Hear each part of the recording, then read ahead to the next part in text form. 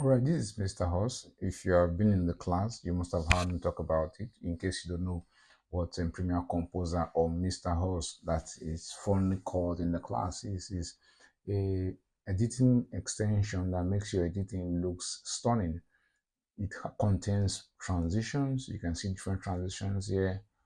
Camera, camera pan, camera rotate.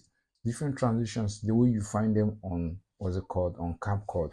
Because right now people are creating different types that you can use on Adobe Premiere Pro because that's what we are focusing on now. One more thing you need to know: this particular extension only works with Adobe um, Adobe Adobe Premiere Pro version 2025. All right, that's what this particular transition only work with Adobe Premiere Pro version 2025. When you install it, this is exactly how it's going to turn out for you to use it. All right. Now there's the MacBook section. There's the MacBook section, and also there's the Windows section. All right, now to simply download this into your computer and install it in Premiere Pro, you simply click this download link you are seeing here. If you are using Windows 11 or Windows 10, you simply click this to install it. But if you are using a MacBook, you click this. Now, when you click this, mind you, I already have this installed in my computer, so I don't want to click it again.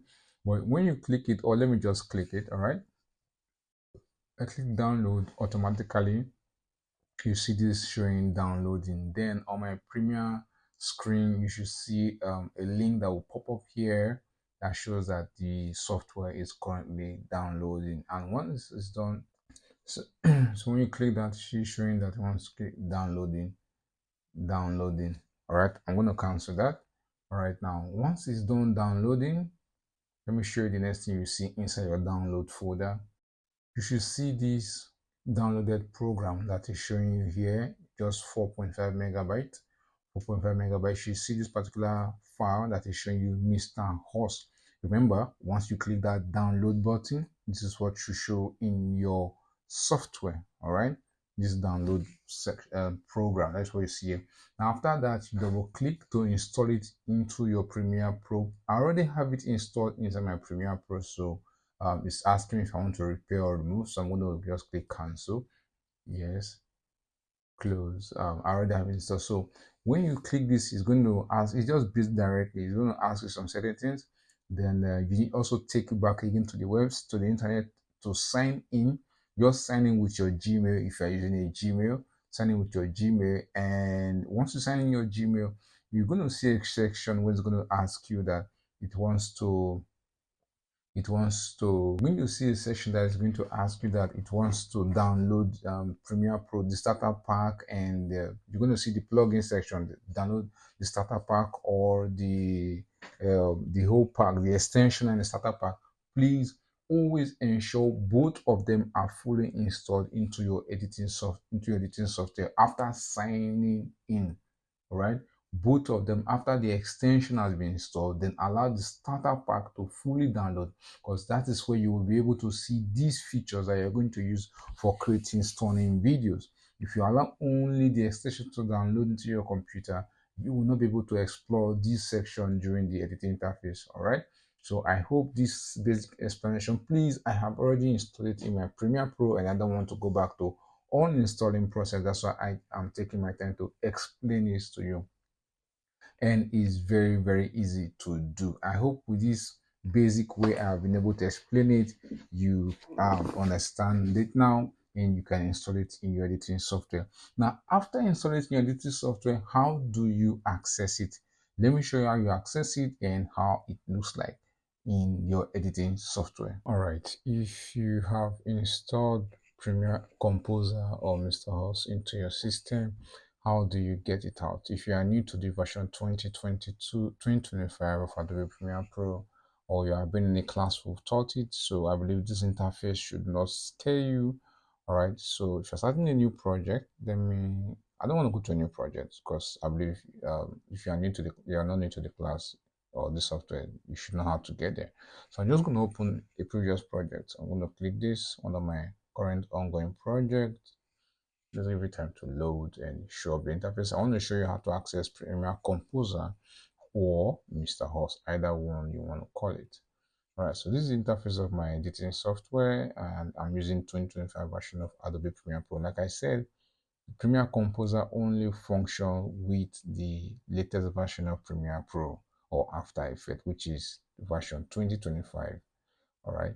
So normally when you launch your software, you're working on a project, you always see this result font. You should just okay it. Now to access Premiere Composer, you come to Windows, window here at the top there, then locate extension, and you see Premiere Composer. I'm going to click it. Once I've done that right now, you can see the interface of Premiere Composer. If you click this arrow right here to drop down the box, you see what we have inside the starter pack. We have the text box, the presets, the transition. This you find so much useful, social media, and sound. Right, I believe these tools you find them very useful. So I'm going to click the drop down text box, and you can see samples of what they have in Premiere Composer. Let me expand this. Okay, so you can see sample of what they have here. So all you have to do, like I said in the class, you have been to the class, is simply drag and drop. Click what you like, the one you like, drag it and drop it on top of what you're working on. All right, so this is basically how to install Premiere Composer and how to access it. All right, how to access it. So if I click, you see they all keep popping up on the screen, different types of them, different types. You can, all you just have to do is click and drop on your project and do some changes, and that's just basically it. So if I go down to the text preset, you can see what we have there. Let me see if I can expand this to a certain portion on the screen. Okay, good. I'll see the same thing. Oh, very good. So if you can see text preset here, see what they have. You can see what they have, similar to the text box, just similar. You can see some of them you can stretch them when you have them on your timeline. You can take a mouse toward the edge and pull them to last longer on the timeline rather than just come and go within a few seconds. So if we go to the transition, which is my favorite aspect, I click the pan section, you can see different types of pan transition that comes with the extension. All right, I click the zoom out, you see what they have there, and most of them also have sound effects attached to them. I click the zoom in, you see what it has there, and if I go to the rotation, you see what they have at the rotation section, and same thing on the shake and the light leak, and also the digital glitch. This you can see the sound that comes with the digital glitch. So take your time to explore the functionalities and how you can use them to create amazing content for your social media platform or for an ongoing major project that you probably are working on. And if you explore the social media section, you can see they have universal. You can just drag and drop and do some changes to that. This, you can see the dislike icon, animated icon from Facebook, and also that of the like icon and the mouse clicking icon there. And then if you open the Facebook on and click this, you can see what they have as sample for of Facebook. So you don't need to stress yourself trying to create these or animate it. All you just have to do is take this, apply it on your project, and do the changes. If you don't know how to do that, feel free, don't be scared. You can continue this, you can watch that from the full course on how the introduction to video editing using the Adobe Premiere Pro version 2025 that has been created. All right, so this is basically just to show you how to access Mr. Host or Premiere Composer and the features that are embedded in it. Okay, you have Instagram, you have TikTok, there's Twitch, there's Twitter, which is currently X, and there's YouTube, and some other shape element which I'm yet to explore on my own. And oh, you can see them move. Oh, okay, this is interesting. So I hope you learn a lot going through this short tutorial, and for you to start understanding, or for you to understand how to use most of them effectively, you watch it watch out for the online course, the Adobe Premiere Pro beginners course for 2025 Adobe version. Thank you. Hello, testing the microphone. Testing, testing, testing. All right, welcome to the 2025 version of Adobe Premiere Pro online course. This is an introduction into the software. We're going to do a simple editing throughout this online course. So it's going to be divided into different parts because we cannot just allow it to run as a very straight course. It's going to be boring. All right, if you have installed the software for the first time, what you are seeing on my timeline as a result of a series of projects I've done. I've explained this earlier on. If you have been in the class, why you'll be seeing projects like this. So as you save projects, you'll be seeing them when last you saved them, when last you touched them, when last you used them. You'll be seeing them here. But if you are installing the software for the first time and you have not done any project before, you probably will see something here, and but you must always see this new project and open project by the top left hand side, new project, open project. So for starters, just simply click to start a new project. Just simply click new project and you should see this. Then you give it a name. So I'm going to call this online class. That's what I'm going to call it, online class. All right, then location, this is where you decide where you want your project to be saved. Normally, I usually instruct students, don't touch this, because as you install the software for the first time, this is always created. There's a default folder created inside Adobe Premiere, inside the subsystem, where your files you save will be saved into. Then for the template section, you can ignore this for now, because you don't need it, except if you are pushing a little bit, you can advance, yeah. But you can still explore the internet to see how this works. But for now, we're going to ignore this. We're going to click create, and after clicking create, we should see this on our system. So you're seeing all these. I don't want this online course to be very long since it's a beginner course, so I'm going to just click skip. You can see skip down by the right hand side. I'm going to click skip, and voila, we are now looking at this interface. This is Premiere Composer. Oops, it has gone in here. Okay, let me just close it. All right, so this is the interface. This is what you should see. If you're not seeing this, you should come to window, or need I say before you go to window, this is a section here. Look at it, workspace. If you click it, you see different sections of the interface, how your interface can look like when you are creating a project. Normally, or I always instruct students, ensure you are on editing. Look at it here. So in case your interface is different from mine and you are using Adobe Premiere Pro 2025 version, come to workspace and locate editing, and you should see this kind of interface. All right, so like I said, or always say during the class, Adobe Premiere Pro has different interface. Sorry, has 4 or 5 interface. 1, 2, 3, 4. Okay, that's 4. 1, 2, 3, 4. This first one you can see here is called source, and this other one is in program, and this is your timeline, and this is your project section. All right, this section here is where you import your project and see them, how they look like, whether it's audio, picture, video.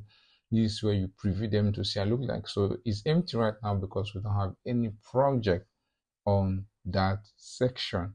All right, then this other section is your program monitor. Anything you are doing here on your timeline, the audio, the video, you're working, you're dicing, you're putting together the transition, however they appear here and arranged here, that's how they're going to look at the program on the program monitor here. After which we have this section here, which you can see called the project section. So this is where your video, the audio, the raw pictures or videos that you've recorded with your iPhone or from a camera are imported to this section down here. They are all imported to. All right, then we have the effect section. or under the effect section, you can see the audio transition, the video effect, and the video transition. All of them, they are all here. They also have the toolbar. Look at it here. The toolbar.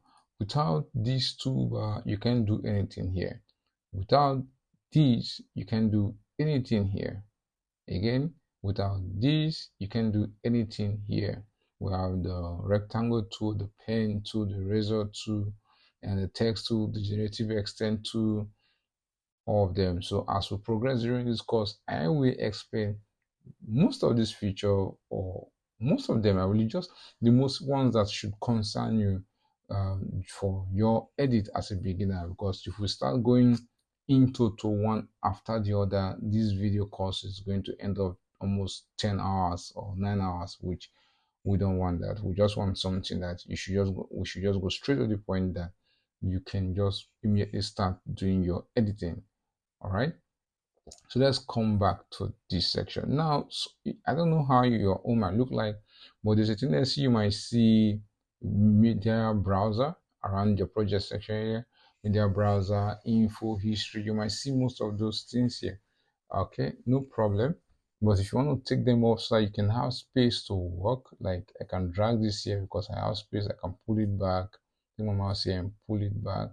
Okay, in order to see have enough space to work, just click. You see this three dot here. If you click it, you click close panel. If you close panel, automatically that media browser or info or history you are seeing is gone. So you have enough space to see what you're working on. But what I took off here is the effects section, and that's very, very important because we do go there sometimes to get what we want. So if you remove something that is valuable that you know you often use to work on your project, what you do is you go to window and scroll down. They are all here. Look for them. Look for the one that you mistakenly or you unknowingly removed it by accident, and just check on it. If you see my effect here, it doesn't have this check mark on it. So if I click it, just watch, it has been replaced, it has come back again. So that's how you can get anything that you know you are working with around here and you accidentally click these three icons and you click close panel and it gets deleted. So for now, this is your audio section. All right, and yeah, so let's import our video project, which is the video project we're going to be using to work this online course. Let's import our project. Now, to import your project, you can do it two ways. On your keyboard, the shortcut can be Control I. Control I.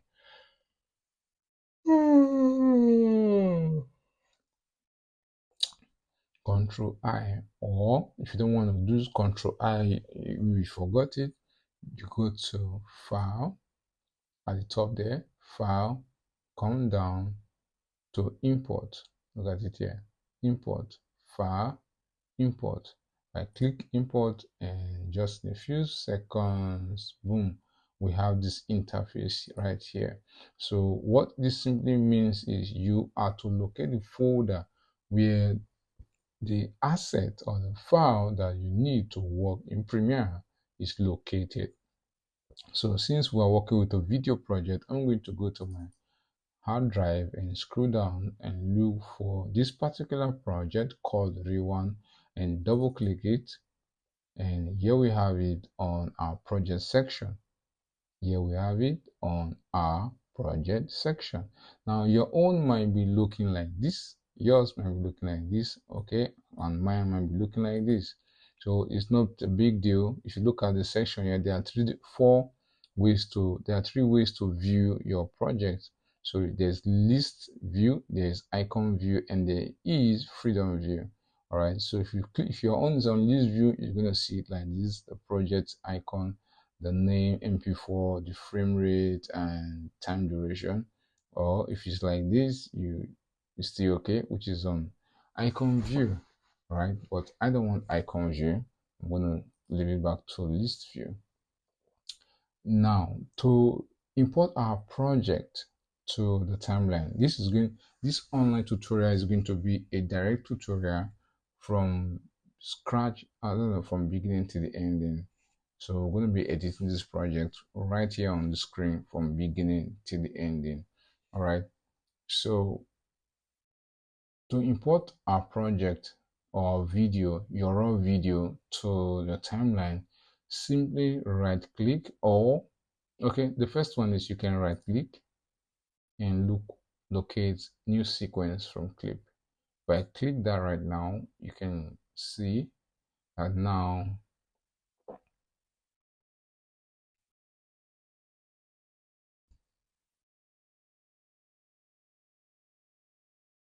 if I click that, now you can see right now we have our new project on our timeline. You can see it on our timeline. You can see the video here. You can see it on our timeline.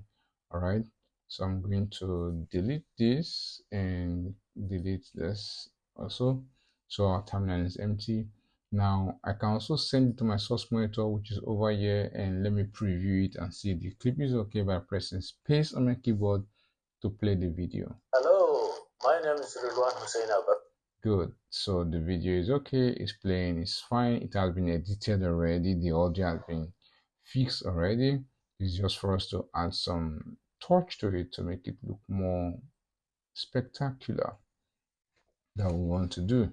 So again, to bring it down to my timeline, I can take my mouse to the middle right here on the screen and drag it to my timeline and release my mouse. Or on the project section, again, I can just right click and click new sequence from clip, and we have this on our screen. All right. So this is your project section and this is your effect section. All right, let me bring this down here. Like I explained, your effect section. Now this is your tool section. This is your tool section. All right. This is generative AI. You might not find it very useful right now if you are not creating top content or major content. But if you're in the class, I believe I must have explained what you can do with this. All right. This is your text tool. In case you want to type on your video, you want to type on the screen of your video. If I click my own now, you see it's showing blue already. So it's not here you take your mouse to, you take it to your video. So if I click my video, you can see I can type anything right now on my screen. And after typing, I'll come and click this selection tool to drop my text to.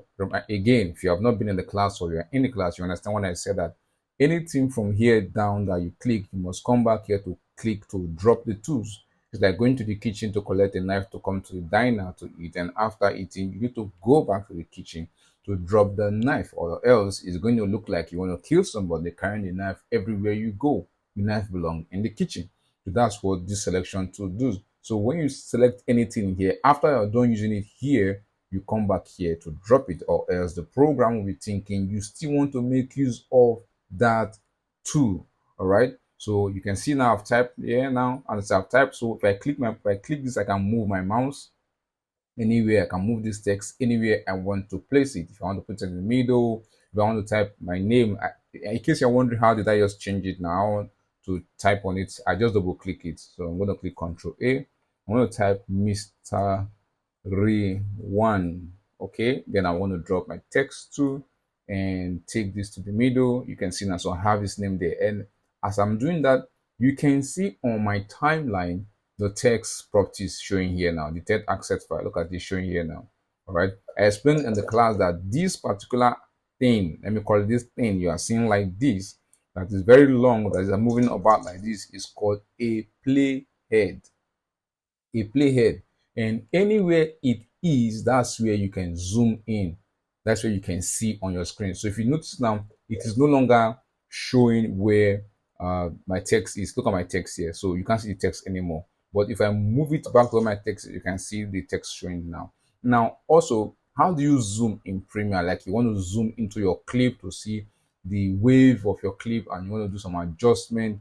Take your mouse to this pointer you're seeing here. You can see that there, this round dot, there are two of them here. If you take your mouse to the middle, you can be doing this, you can be moving it, all right? But if you want to zoom in, just click this and drag it in. Then you can see your video wavelength. The reason why you need to do this is perhaps you want to cut off some things you are seeing, some mistake or some errors within the video. And if it's very tiny, if I drag this out, you can see it. You can see maybe where you sneeze or you laugh or your phone rang or something, you can see it from there. All right, so that's why you need to zoom in to do your adjustment, and when you are done, you zoom out. Okay, you zoom out. All right, so that's that for that. Then this is the hand tool. This is more useful. Not everything here I will explain, because again, like I will keep saying, if I choose to go in total on every bit of what you see on the screen right now, this video will almost end up 20 hours or 15 hours or 7 hours. All right, and most of the things you might not even need them. All right, because for the kind of content you might be editing, and probably preliminary content or short content that, or content that don't need you to use those tools. So I'm going to focus again like on what it is, on things that you need most to get your job done. If you want to know more, just go to YouTube and ask the question to learn more and get better. And I think that's one a good one, because I can't teach you everything in this course. I can't go all. So to continue your learning, you visit the internet, you visit YouTube to get more knowledge about what you're learning. Right, so that's that. So this hand tool, but the purpose of this is in case you want to see what is here and do some correction, or what is here, is what's on his head. So you can just click this section here and hit 100, and now you can see we can make very good use of the hand tool. On the hand tools, you can make use of the hand tool. Okay, you want to see what's on the background or what the video looks like. So to bring the screen back to normal, just come to this and click fit, and it goes back to normal. All right, now this is the most important aspect for this introduction section right here. Let me drop the hand tool first. Now let's look at how to use this cut tool, because every video that you bring to Premiere, you always have to cut off something. Except if you must cut off something, there's always something for you to cut off from a video. All right, so let me look at this video now. Let's say you can see there's a space here, like maybe you're making your video and you hiss, you cough, somebody called you, and I told you in the class that when you are making your video and you're flowing and a distraction comes, don't end the video to start again. Don't do that, because since you are going to be the one editing, you should know how, from your head, from your imagination, you should know how it's going to be when you bring it to your editing timeline and how you're going to cut it off. So let's see how to use the cut to look at it here, the razor tool or the cut tool. So the shortcut is C on your keyboard. So once you tap C on your keyboard, is activated. And if you take your mouse to your timeline here, you can see the razor tool showing there, looking for which particular clip you want to cut from. All right, so I'm going to just pretend like from here there is a mistake. Maybe like there's a mistake, like okay, he coughed or a phone rang. So if I click that and the phone rang and rang and rang and he answered the phone call and stopped at this particular spot, so my mind is to take my mouse here and click this particular one to this particular section. That means this particular section where the phone rang, I'm just giving you an assumption. All right, so you know how to use the cut tool, and you can cut things off your video to make your video okay. All right, so now you can see, like, I'm just giving an assumption again, don't forget. So here now he received a phone call while we were still recording. All right, so I told him, no, continue, don't worry, we'll edit it out. So now he's done, then he continues. So this is where he answered the call, and from here downward, let me drop the razor tool. From here onward, his conversation, his recording continued again. So after cutting this particular one, remember, Premiere doesn't have delete on their screen here, the entire screen here, they don't have it. So what I'm going to do is I'm going to click delete on my keyboard, and you can see now this particular space is blank. Now, if we ignore this, if you do this in your entire video, you cut and blank, when the video plays, when it gets here, it will be blank until the player gets to the other clip and continues. And we don't want that. We don't want that on our video. So what to do is, after cutting that section you don't want off, you simply click the space between and press delete, and automatically it snaps both clips together. Do you understand now? It snaps both the two clips together. So you can take your mouse forward again, and probably maybe here again there's another mistake. You just you activate your razor tool by pressing C on your keyboard, or clicking the C you are seeing here, the razor icon you are seeing there, and click again the section where there's a mistake, and drop the tools, then hit delete. Okay, then click that empty space again and hit delete, and both clips snaps together. So that means when it's playing and it gets here, it continues. All right, I hope you understand now. I do that on this video because as a way to give you an example of how you can use the razor tool. So I'm going to Control Z both clips now, my video, because there was no mistake in the video. So that's how to use this razor tool, because it's a tool you must use anytime you come to Premiere Pro. All right. So the text tool I've shown you, the hand tool I've shown you. This is the rectangle tool. How do you use this rectangle tool? For example, I want to do my own lower third. All right, we're going to look at that later in the future of this training. Now I want to do a lower third by myself. I want to construct maybe a lower third or something that will just make the video appear here. I'm going to click this. All right, this rectangle tool. All right, come to the screen, this screen here, the screen, not the timeline, the screen. Then I'll drag just to create a rectangle anyhow I want it, or if you I just want it, I'll leave it here. Okay, I think I'll say I like that one. Now you can see it has appeared on my timeline here. You can see it has appeared. What is here is what is here. It's now here now under V2. All right, so I want to adjust the color. I want it to be black. Then I'll type something and put it there. So I'm going to come to Effect Control. First of all, I have to drop my property. Sorry, my rectangle tool. Then I'll come to Effect Control. You can see Effect Control right here. Then look at the shape properties. This what you see here. This is the properties. What you are seeing here, this is what the property is. So I'm going to click this arrow to drop it down. Fill. Look at the color properties here. Click Fill and select black. You see, I've changed to black, so I can choose any color I want around here. I choose any color. Let me select this one. You see that? And I'll click OK, and you can see I have the color I desire. Now I want to type something on top of this and use it as very fancy text or something there. I'll just come here and select my text tool. Go to the top, and let me say www.movitstudios.com. Then I'll drop my text tools. All right, then I will bring this down here. It's not fitting in. So what do we do? Take your mouse to the edge of the tools of the text you type. Look at it, the edge. If you see my mouse have changed now, I'll click this and drag it smaller, then drag it to make sure it comes in. You see that? So you see what I just did now by myself without any third-party software or plugin or preset. Good. So if I come down here now, they are not balanced, because if you can see, the text is behind, not fully aligned with the rectangle tool. So if I move my mouse forward, you see now the rectangle tool is not showing the text because they're not fully aligned. So I'm going to drag this a little bit closer so that they can fit in on each other. So now if I play my video, watch this. We are going to discuss you can see that now. That will affect and impact on your life. So that is how you can manually do something like this. So you are the editors, you are the content creators, so you know which area you want to put your text, or at the top, or make it stay at the end to the ending. Let me just zoom in a little bit so I can see the entire of my clip. So maybe I want this to stay to the ending of the video. All I just need to do is take my mouse to either of them, and you see that red prong showing. Let me zoom in a little bit. You can see this now. If I drag it to the ending, I can also come to this one, drag it to the ending.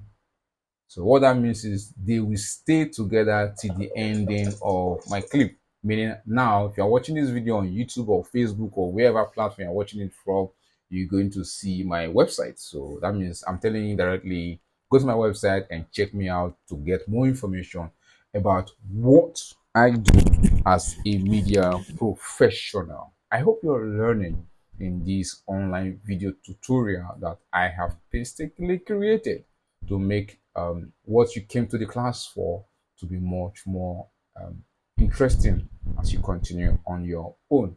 All right, so if you have any question while you're going through this material, feel free to send me a message on WhatsApp and or call me, but I think I'll prefer the WhatsApp so that I can help you out. All right, so I am going to delete all this. I've shown you how to do that now.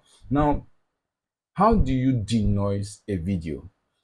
Denoise. If you have been to the class, you must have heard me talk about denoise in the video. What does it mean to denoise a video?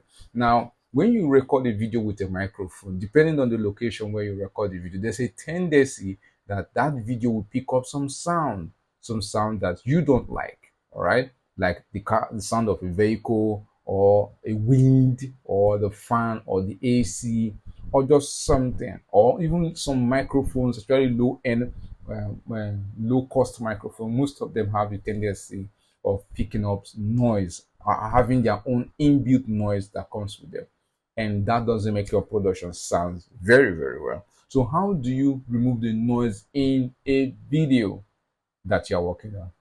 How do you do that? So I'm going to show you how to do that in this course you have gotten for yourself. All right, effects. To access the plugin to do this, the built-in plugin that comes with Premiere Pro, simply come to Effect and come to your search bar and type denoise, Denoise. All right, denoise. Look at it there, denoise. So with this plugin right now, all you have to do is click it and ensure you have dragged your video to your timeline. Click it and drag your audio, so drag the plugin to this particular section here. All right, you can see where my mouse is under A1, which is the audio section, A1, and release your mouse, and automatically this video has been denoised. Although this particular video already I have denoised it completely before, so I'm just going to show you how to denoise your own video that you recorded in a place where you didn't use a professional microphone. If you were in the class or you have been in the class before, you probably must. I did one with one of the students that he recorded this video outside the building of the classroom, and we had cars that were passing by and there were a lot of noise. So after applying this plugin, we came out with a very crisp, good quality audio at the end of the day, and I was really excited that Adobe has this feature in their software. Now, when it gets to this area, you need to be working with your earphone, not listening to the direct volume of your mic of your video. You need to have your earphone attached to your computer or connected to your computer, and that's so you can tell the difference or see the effect of what you're working on.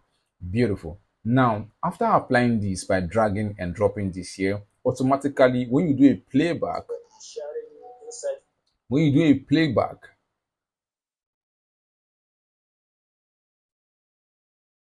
when you do a playback, when you do a playback, you will hear that the background sound has come down to some, the noise in the video has come down to some certain degree, but not totally. Now, to completely remove the noise in your video, this is what you should do. You come to Effect, Control, the top left hand side of your video section at the source source monitor section. You come to the top side, Effect, Control, scroll down and look out for the section where you will see look out for the section where you will see the property called denoise. Look at it right here. Look at it right here, denoise. Right, so in case you want to bring out the properties out, look at this arrow, tiny arrow pointing, click it and you see this drop down section. Then come to custom setup and click edit. You will now see this interface displayed on your screen. Then what you do is hit space on your keyboard, because space is the shortcut to play and stop your video on your timeline. So hit space. Yes. Okay. You can see it's playing. So I'm going to pause it now. If you drag this knob you are seeing right here, this virtual knob, you drag it to the end of your video on this interface, automatically every pieces of noise in the video, in the audio that comes with your video, is completely removed. Is completely removed from the video and give you a very clean online with very clean audio in your video. If you drag it to the beginning, take it to the front, it definitely means you are increasing the noise level in your video. You are increasing the noise. Well, it depends on the kind of project you're working on. Probably that's why you want to increase the noise there. But if you want to remove it completely, just drag it down, drag it completely down, and it's taken off completely. All right, so I'm going to close this. I'm not going to apply this to my video because I have already cleaned the audio from beginning, so my audio is very okay for me. All right, So that is simply that for this section, and I'll see you back on the next part of this video. All right, welcome back. We've talked about importing your video, we looked at the interface, and we've also looked at some of the tools here and how to use them. So right now we're going to be looking at background sound, right? Background sound, how to add background sound to your video, and also how to create a logo intro in your video, right? Now, if you are not familiar, I have talked about Miskit. Let me go to my browser and come here, Miskit, okay, miskit.co. All right, I have talked about this website a lot. I have talked about this website in my training. And what can you do here? I told you can come here and get templates. You can come here and get essential graphics to make your work look beautiful. Right? How do you get template or logo intro? Because what we are going to be doing in Premiere Pro is to create two things or many things, all right, because I don't have a streamlined way how this video should just go, but I'm fully bit by bit on how you can understand and bring them together to create something scintillating in your project. All right, now background sound and logo intro. All right, creating a logo intro is not something for children. You need to have like very good knowledge about Premiere Pro or After Effects on how to create a logo intro. But if you have been to the class after about miskit.co, you can see the website there. All right, and to access free templates for Premiere Pro, which you currently have in your system to create your project or apply them at the ending of your project, I told you come to templates and you can see that they have Premiere Pro, After Effects, Final Cut, and DaVinci Resolve. So I'll choose Premiere Pro because that's what I have on my system. That's what I'm working with right now. And then you can see different types of what they have here. They have openers, transition, titles, logo intros, lower third. I've talked about lower third and I've talked about logo intros. So I'm going to skip much of that for now. But for the class, we're going to be working with logo intro. And we're going to be using this particular one again. All right. So I am going to be doing these step by step so that for those of you that have been in the class and you didn't quite understand how it happened, or somebody told me that some people are slow learners. So if you fall into that category, which I don't pray you should, but repeating this right here should guide you on how you should go about working with templates from here and Premiere Pro 2. So right, if I click this particular one, which I like it, all I'm just going to do is I'm going to click download. And so I click download, automatically you can see it showing right here that it is downloading to my computer. This one is an advert. Envato, the unlimited creative subscription, is an advert, so I don't need it. So don't go and click it to take you to this Envato website. They are selling template and essential graphics. So you can see my file is currently still downloading. So I'm going to click this X to cancel that. Meanwhile, I already have this in my computer. All right, I already have this. This is very simple. All right, and this is very simple. So I'm going to minimize this and just allow it to keep downloading, although I already have it. Minimize this. Now this is my Premiere Pro project. All right. Now I did not close my Premiere Pro. Please pay attention to this, or you can come back to this again. I did not close my Premiere Pro.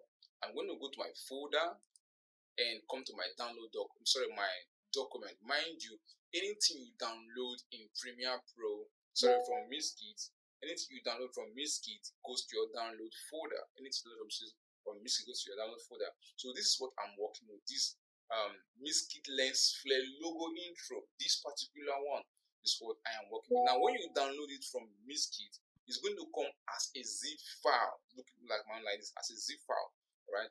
If you don't know what is zip file, I explained in the class that when you download a file from the internet, it is usually locked. It's not in a folder, it's in a zip folder. Zip folder is much more secure compared to an ordinary folder because it is not easily penetrated by mere hackers or viruses. All right. So if you have WinRAR installed in your WinRAR, if you don't know what is WinRAR, it is a file that you can install into your computer to access, to be able to unzip file. And how do you access WinRAR? Just simply come here and Google on your bar and type download WinRAR. Good. Download WinRAR. And immediately this is what you should see on your search bar. So all you just have to do is click it. The size is probably 10 megabyte or 50 megabyte. When you click it, just follow the step-by-step guide and install it into your computer if you don't have it before in your system. All right. So if you see my system now, it's still downloading, though I already have this particular preset logo intro in my system. All right. I'm going to minimize this, and here it is right now. If you were in the class, I explained earlier on that the essence of a logo intro is how to start our video. You must have seen this in many videos, both online, on YouTube channels, on shorts video. Somebody will just say something, then the logo intro will just come in to introduce the person's, his brand logo, or what the business, or what the video is about. So that is what we want to do for Rewan Hussein and Bashi. So I'm going to go to my folder right now and right click, or if I'm not going to right click, I'll just double click and watch out. This is what I'm seeing on my screen right now. So meaning it's asking me, I want to extract this file. Where do I want to extract it to? So I'm going to say extract to. I want to extract it inside the same folder where the file is. I want it to be back inside the document folder. That's why I selected document. So you can also select probably desktop or any folder of your choice, but select a place where you know you can easily locate what you have extracted. So you don't end up saying you extracted it, but you don't know where it is, where it is. Extract it in the place where you can easily find it. So let me just choose desktop, so you will see that it's on my desktop. I'm going to click OK, and in a few seconds it has been extracted right now. So I'm going to minimize this and still minimize this program. Let me close this. Now you can see the folder. Look at it here, 541. It has a code name 541 that has been extracted to my download, to my desktop. Right, so I'm going to double click the 541, and this is what we are seeing. Let me put it on icon view. This is what we are seeing. Right, you can see PROJ. If you were in the class before, I talked about the difference between PROJ and motion graphic file. Yeah, do the same thing you get from this, which is probably from the lower third section. All right, remember, I'm coming again now. My PREMIRE project is still open and running. I didn't close it. Look, my main project there, Rewan Hussein's project, is still here. I'm going to come to my desktop file, and look at my corporate file, double click it. I want to customize it now. You can see that it's asking me, you must have seen this during the class time. It's asking me corporate logo _3. I'm going to say okay, and watch, and voila. Now we have our Miskit template logo has been opened. If you don't understand how this happens, simply go back the video to see how I did it. All right. Now we have this, we have final, we have 0.3, we have 03 BG, we have logo placeholder. Anything logo placeholder simply means where you need to put your own logo to replace this Miskit own logo that they gave you or that comes with the template you're working with. All right. In case your own is not showing this logo placeholder, which let me close it and also close this series onto PG and just label this final. In case your own is not closing, now remember this again. Every template or opener you get from Miskit, it has its own project section. Look at it here. Look at the project section here. I've explained this area here on for you. Now it has its own project section because there are so many things inside. The person who designed this asset or this file did a lot of work in it. So these are the properties you are seeing, the effect, the whole fine tuning that you are seeing. Look at them here. All right. Now to change your logo, in case you are not seeing this, you have to change your own logo or to change the background of what you are seeing. Simply come to this particular one you are seeing here by saying edit placeholder. Click this arrow to drop it down. Now you can see the logo placeholder. Not this one that's in background color. The logo placeholder, this particular one. I'm going to double click it, and voila, it has brought us back again to this logo placeholder. So what this simply means is delete this, bring in your own logo and replace this. So I'm going to delete this, then go to my file, import. Let me choose a logo that I think I like. I'm going to scroll down again. I'm using this Kaima's Kitchen logo, double click it, and here it is at my section here. You can see it there, you can see it here. The logo I just imported right now, look at it here. So what I need to do is drag it and drop it here at this placeholder. Remember, I dragged and dropped. I imported, it came here, then I dragged and dropped. Now, mind you, if you are going to be using any logo placeholder or any logo of your choice, remember I told you in the class, always ensure it's a logo that doesn't have background. A logo, because it will make the outcome of your project look more interesting, more nice, and more beautiful. So the outcome, more beautiful. So if your own logo has background in it, what you should do, if your own logo has background in it, what you should do is come to your internet browser, open a browser, and type remove.bg. Remove.bg. I told you about remove.bg. It is used to remove background from pictures or from logo. I hope you are really finding this online course very resourceful, because I'm refreshing you on most of the websites I talked about during the training. Alright, so this is remove.bg. So in case your own logo has background in it, just bring your logo to this place and it will automatically remove the background from it. Mind you, the website is still loading, so we'll visit this later. So I'm going to go back to Premiere right now, and we can see this has been applied. Let me drag this a little bit to the ending. And if I want to increase the size of this logo so that it looks more bolder in the final output, I'll just come to Effect Control and use the Scale property. Just put it up a little bit. Like I said, that's fair enough. Then I'll come to Final, and you can see my project here now. It looks much more nice. Kaima Bistro, right? It's a cooking service they render there, right? Then I also talk about pre-rendering, because if I play this clip right now, which is just completely 5 seconds short, if I play this clip right now, it's going to be hanging, it's going to be skipping or hanging or choking. You understand what I mean? It's going to be skipping sound. So what I just have to do is this. What I have to do is I'll just press enter on my screen so that the computer can pre-render this grid effect here off the screen and turn it into green so that the logo can play smoothly. So let's wait and see how that. Let's wait and get the computer finish this particular area. Alright, we are done, and you can see the smooth playback. Let me increase the Windows view, and yeah, let's go back in time and watch this. That's beautiful. Cayman Bistro, flavor for royalty. Play again. That's you're gonna have your own bagasa. I like that. Looks neat, looks better, looks neat and beautiful for me. So like I said, if you want to achieve something similar to this, all you have to do is, again, go to remove.bg to remove any background in your logo that is going to make it all look nice. Then you can choose the particular templates you like from Miskit. You can choose the particular template that you like from Miskit and do whatever you want to do with it. You can choose this particular one. It's still the same way that I did this editing here. That's the same thing you can do in any of them. Just choose the one you like. Choose the one you like and do what you want to do. Alright, so I'm going to minimize this. Good. We have our logo placeholder and we'll achieve this logo intro. So now what do? We want this to come to the beginning of our clip. I want this to come to the beginning of my video before my subject starts talking.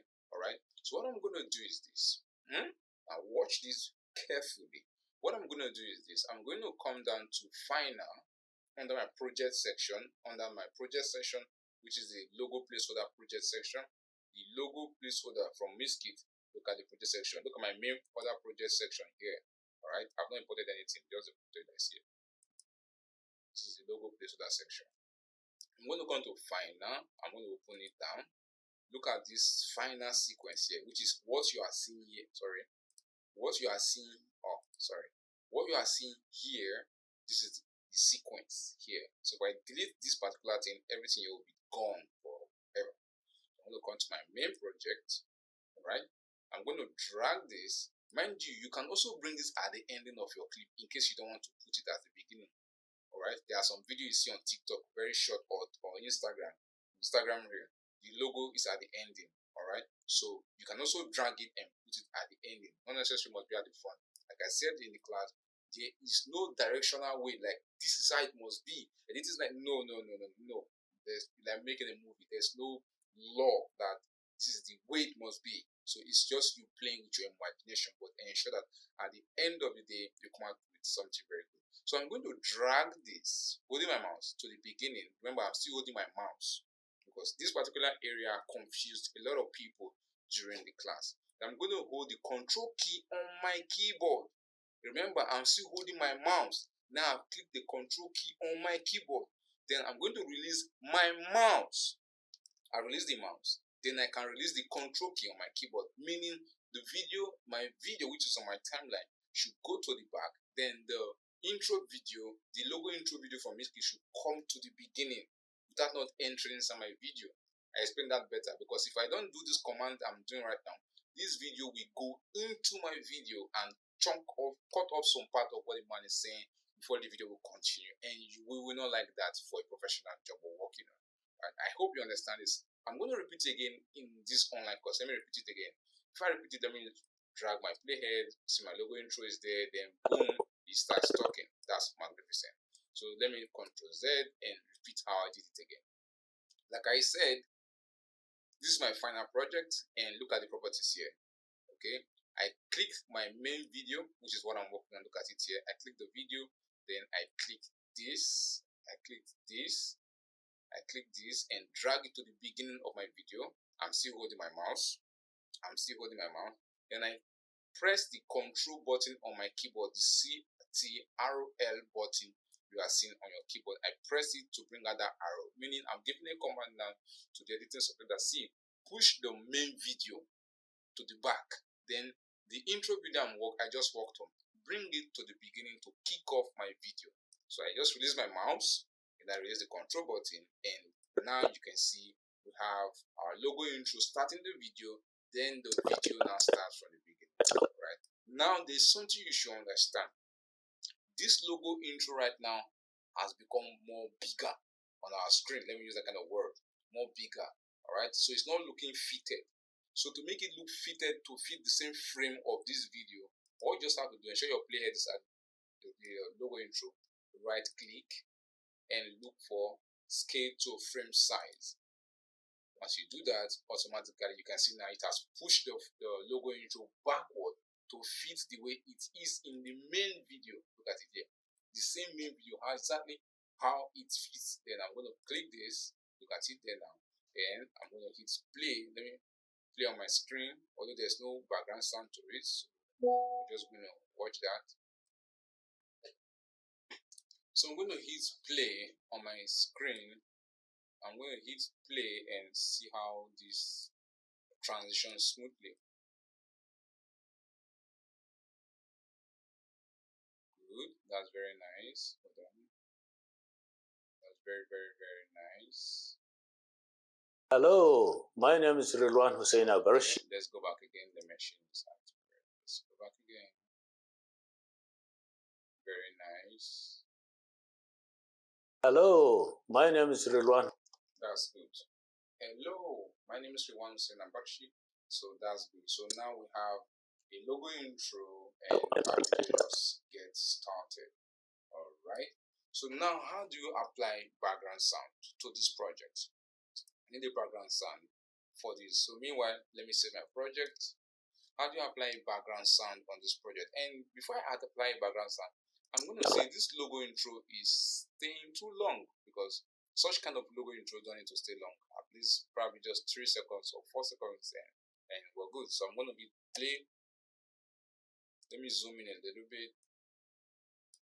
I'm going to hit play. Hold on.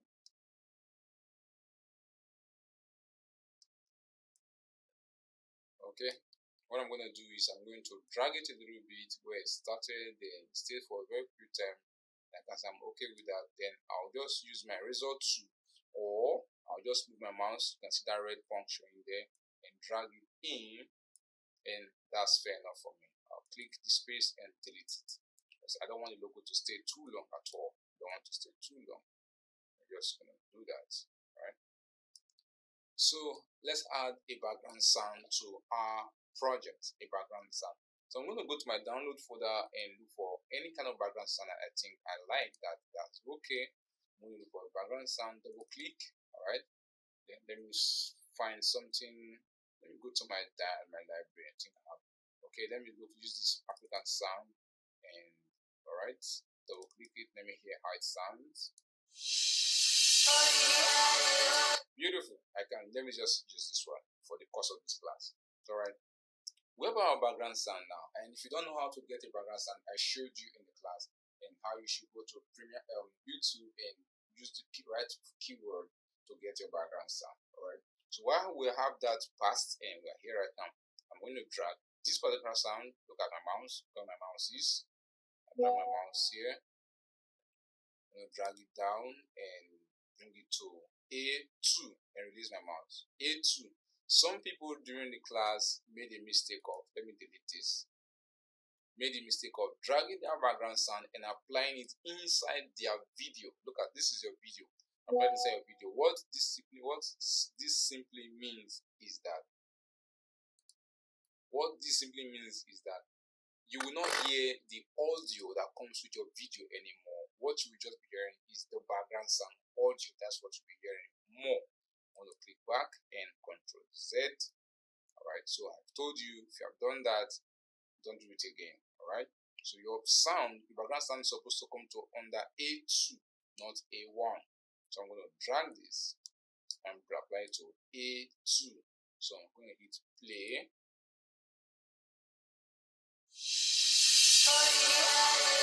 Hello, my name is Rilwan. Beautiful. So we have our background sounds on our video. We have our logo intro on our video right now. So what do we need to do to make this look more professional? Because obviously the background sound is as loud or even louder than the audio sound that comes with what we have on deck right now. So what I'm going to do is this. Remember, I want to use this background sound also as my logo intro sound before I do any adjustment. Alright, but there are two ways to use the background sound of your video. Two ways, but let me show you the first way, then I'll show you the second way, which is using the pen tool. The first way is to go to play the sound. I'm a certified. Go to audio mixer, look at it there, audio clip mixer, look at it here. Then hit the space key. Change management consultants. I'm going to pause it down. This is A1, which is the main sound that comes with your audio, while this is A2, which is the background sound. So I'm going to hit space. Corporate professional trainer. I'm also a certified and licensed business development service provider. On this YouTube channel, we are going to discuss issues that will. If you have attended the class, this should not be something new to you now. It should be much more of a refresher course for you to be much more good at what you do. So this is one of the best ways to use the background sound in your editing software. But now, if we do this generally, the logo intro we have a very low background sound, and transit to our main video still having the same low background sound, but not giving it the kind of professional effect that we desire. So what are we going to do? So for me, I am going to show you the second way to increase before the audio of the logo intro, which is the second way, reducing the background sound, using the pen tool. And how am I going to do that?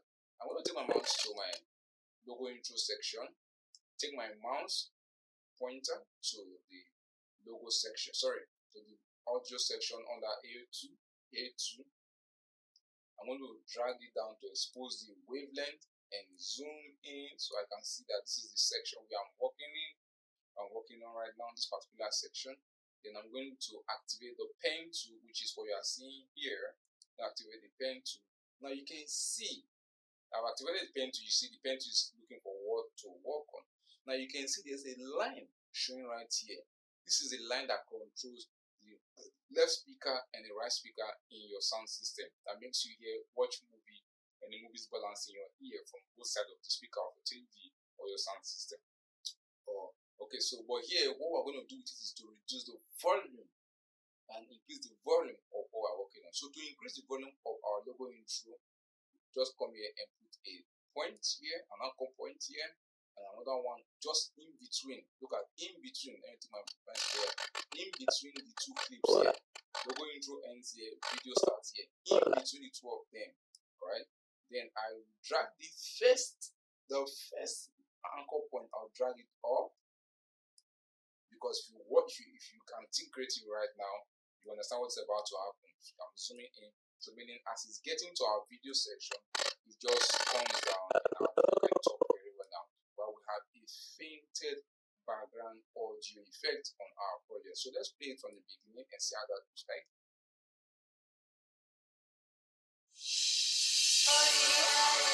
Hello. That's better.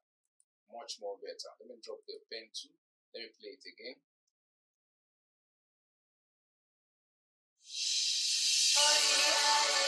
Hello. Good.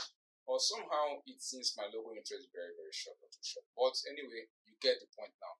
You know how to increase your logo intro or how to reduce it. You can drag the video back and pull it back and adjust this. Let me repeat it slowly. In case your own logo intro is very, very short, just comes there, not quite long. Just start there. Drag this video. Let me zoom in. Just drag this video backward, then drag your logo intro a little bit backward, then bring this back, and you should have something good. See that now? We now have a much more longer logo intro. Then you can adjust this by putting this here. Oops, sorry. Okay. Oh, sorry. Bring this here.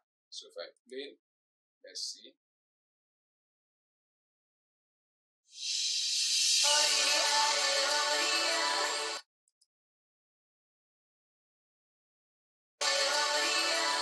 Hello, my name is Rilwan Hussein Abarshi. I'm a certified. This is much more better and much more professional. So I've looked at our logo intro. For those of you that were having issues with logo intro during the class, and I've looked at denoising, importing our video, cutting our videos, cut off any junk part that we don't like or where there was a mistake. And now we've looked at how to import our background sound. Okay, so I'm going to end this video here because it's already almost 30 minutes. So the size is going to be very huge. So I need to think of a way to compress it so that I can upload it to the internet so you can watch it or get it to your advantage. So see you in the next session of this video. Thank you. Welcome back. All right, in this particular session, we're going to be looking at lower third and B-roll. Lower third and B-roll. How lower third and B-roll. If you have been in the class, I've talked about lower third before. And to access lower third, you can come to Miskit and go to the lower third section under Premiere Pro project section. Come to lower third section. I think I'm trying again to explain this thing bit by bit for your understanding. All right, so you come here and like I said, choose the one that has background. Don't go and choose these fancy ones that doesn't have background, except you are working on a project that has dark background, just like this. All right, so choose something like this, choose something like this. All right, and this type, yeah, go for these ones, use them for your project. So if you don't know how to download or use them in Premiere Pro, let me see if I can bring that to your knowledge in this project. So I'm going to click this. Okay, then I'll click download. When I click download, automatically it has been downloaded, and that's just 318 kilobytes in size. 300 kilobytes. I'm going to click the X and I'm done. That's for the lower third. So I hope you understand what is lower third because I explained what you already know. Looking at them on the screen right here, you know what they do. All right, so now I'm going to minimize this and come to my download folder. Come to my download folder, and here it is. Here it is on my lower third section. On my download folder, I have downloaded it before as a lower third. So I'm going to extract it and bring it to Premiere Pro. I'll simply double click it, and it's asking me where do I want to extract it to. Well, I want to extract it again to my desktop. For the course of this tutorial, I explained earlier on, when you're extracting anything from Miskit, ensure you are extracting to a place where you can easily find what you have extracted, because sometimes in the class, some people extract their file and they don't know where they extracted it to. They start looking for it, they start asking questions and calling for attention. So I'm going to say desktop again. Normally, I don't like my desktop to look rough, but for the sake of this class, I'm going to be using desktop to extract my file. I'm going to create, it has been extracted, and I'll minimize this and minimize this, and also minimize this and minimize this, and voila, here it is on my desktop. Here it is on my desktop. So you can see it showing there as a Premiere Pro miskit file something showing there. You can see it there. If I turn it into, if it's in the folder, you can see it will be showing MOGRT. I explained that in the class, motion graphic template file. You don't open them the way you open Premiere templates from opener. You install them into the essential graphic area on your software. So I'm going to click this now. So let's look at how to install lower TED you get from Miskit. So I believe after showing you how to do that here, you can go and download many as much as you like from Premiere Pro, from Miskit, and install by yourself. So to install it in Premiere Pro version 2025, you simply come to this area here where you're seeing workspace, then click essentials. You can see that the essentials and allow the interface to boot up or change. And like I said earlier on during the class, if you have been to the class before, I told you that any subsections you click around that workspace automatically changes your interface. Anyone you click, but majorly you ought to always be in editing. If I come back here again, look at the workspace, essentials, it have changed my interface automatically right now. So we are seeing one single screen. So when you are done doing whatever you are doing, ensure you go back to editing so that you can see back the default setup of your editing software so you don't get lost and start asking for questions and start crying or shouting. Let's put it that way. So I'm going to leave my essentials there, and that is where it is right now. And I'm going to come to the top left hand side of the screen. You are seeing essential graphics. Essential graphics, I think I must have installed this template before, but if it's not there, probably this should be your lucky day to see how it's done. So to install it, let me scroll down to see if I already have it. Let me scroll to see if I already have it. I don't think so. Oh, I do already have it. Okay, but let me delete it for this class. Okay, let me see if I can delete it. Oh, it's not right clicking, so let me hit delete. Oh, don't know if it's working. Okay, I can delete it. Okay, I can delete it, but I'm not going to delete it. I'm not going to delete it. Hold on.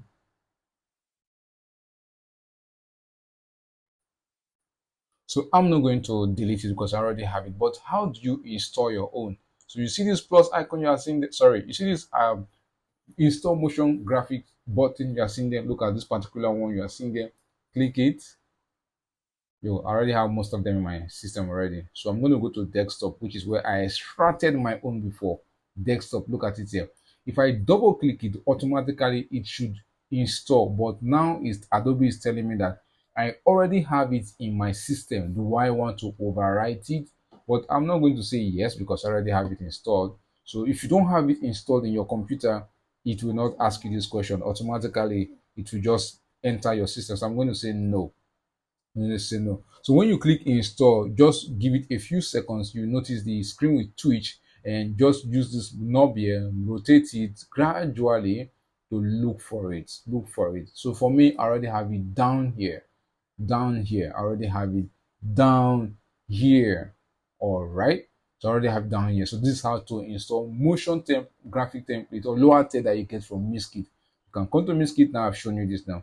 Come to Miskit, look for any other one that you like. This particular one, download it, extract it, then go to your Premiere Pro, come to Essentials, and come to the left hand side at the top right side. Sorry, the left hand side at the top side of your screen, and click on graphic template, and you see this install motion graphic icon you are seeing right there, and this interface section we see here, and you just click this knob and locate the file in your download folder and double click it, and it should be installed in your system. So that's how you can download as much as you want from Miskit and get all of them installed here, so you can be bringing them to different projects you're working on to do whatever you want to do. All right.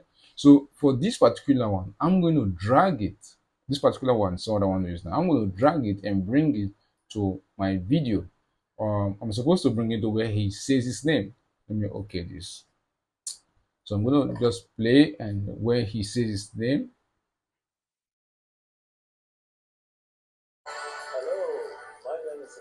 Good, I'm going to pause now. That is, if you look at my timeline here now, let me zoom in. Where he says his name, that's where I'm going to drag it and leave it there and put my playhead on top. So voila, we have that already. We have that already. Very, very, very, very, very, very, very good. We have that already. So there's a, I believe this should be a question in some person's mind watching this video. Like, what about this audio? Is it not too long? This background sound is very longer than the video. So that should not be something surprising to you. Just click the razor tool and you can snap this particular end and drop the razor tool. Click this and delete, and you already have it off your video. So your audio should be very short compared to the same thing to what you have on your timeline. All right, we have our lower third right here right now, but if you look at my screen, it is not fitting very, very well. Now to make it fit very well, I will do this. Right click on the lower third, scale to frame size, and now you can see it showing on my screen. Scale to frame size, but still it is not still well fitted. This is not how we see it on TVs, on commercial programs on TV. But before we finally adjust it completely very well, let us change the text inside. This is not his name. So we're going to come to the right hand side, the top right hand side of our screen, where you can see the properties or the properties of your lower third. You can see where they say text box. So I'm going to click that, highlight the text and give it a name. I'll call him Rewan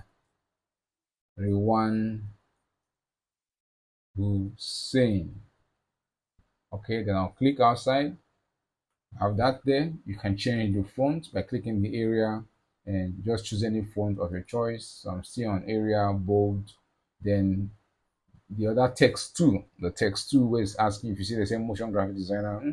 I'll just say renowned politician, renowned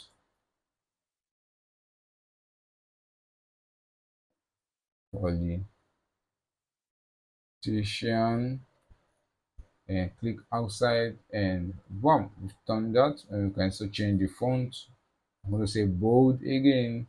And in case you don't like the color, you scroll down, rotate your mouse, scroll down. In case you don't like this color you're seeing there, you can see the adjustment here. You can change it. So I can change mine. Let me come to this one and okay it. So you see we've done that. So you can change your own. The text color, you can change it to white. Yeah, the second text color white, and okay, we already have that. So if in case you don't understand what I just did, just play back this video or rewind it. You should understand what I just did. All right, so I'm done with the lower third. This thing I just did now caused a lot of confusion in the class because some people are not following or they are being distracted. So I'm going to click workspace again and come back to editing.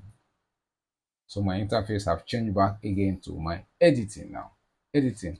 So like I said earlier on, this lower third is still not properly fixed on my screen. So what do I need to do? I'll go to effect control,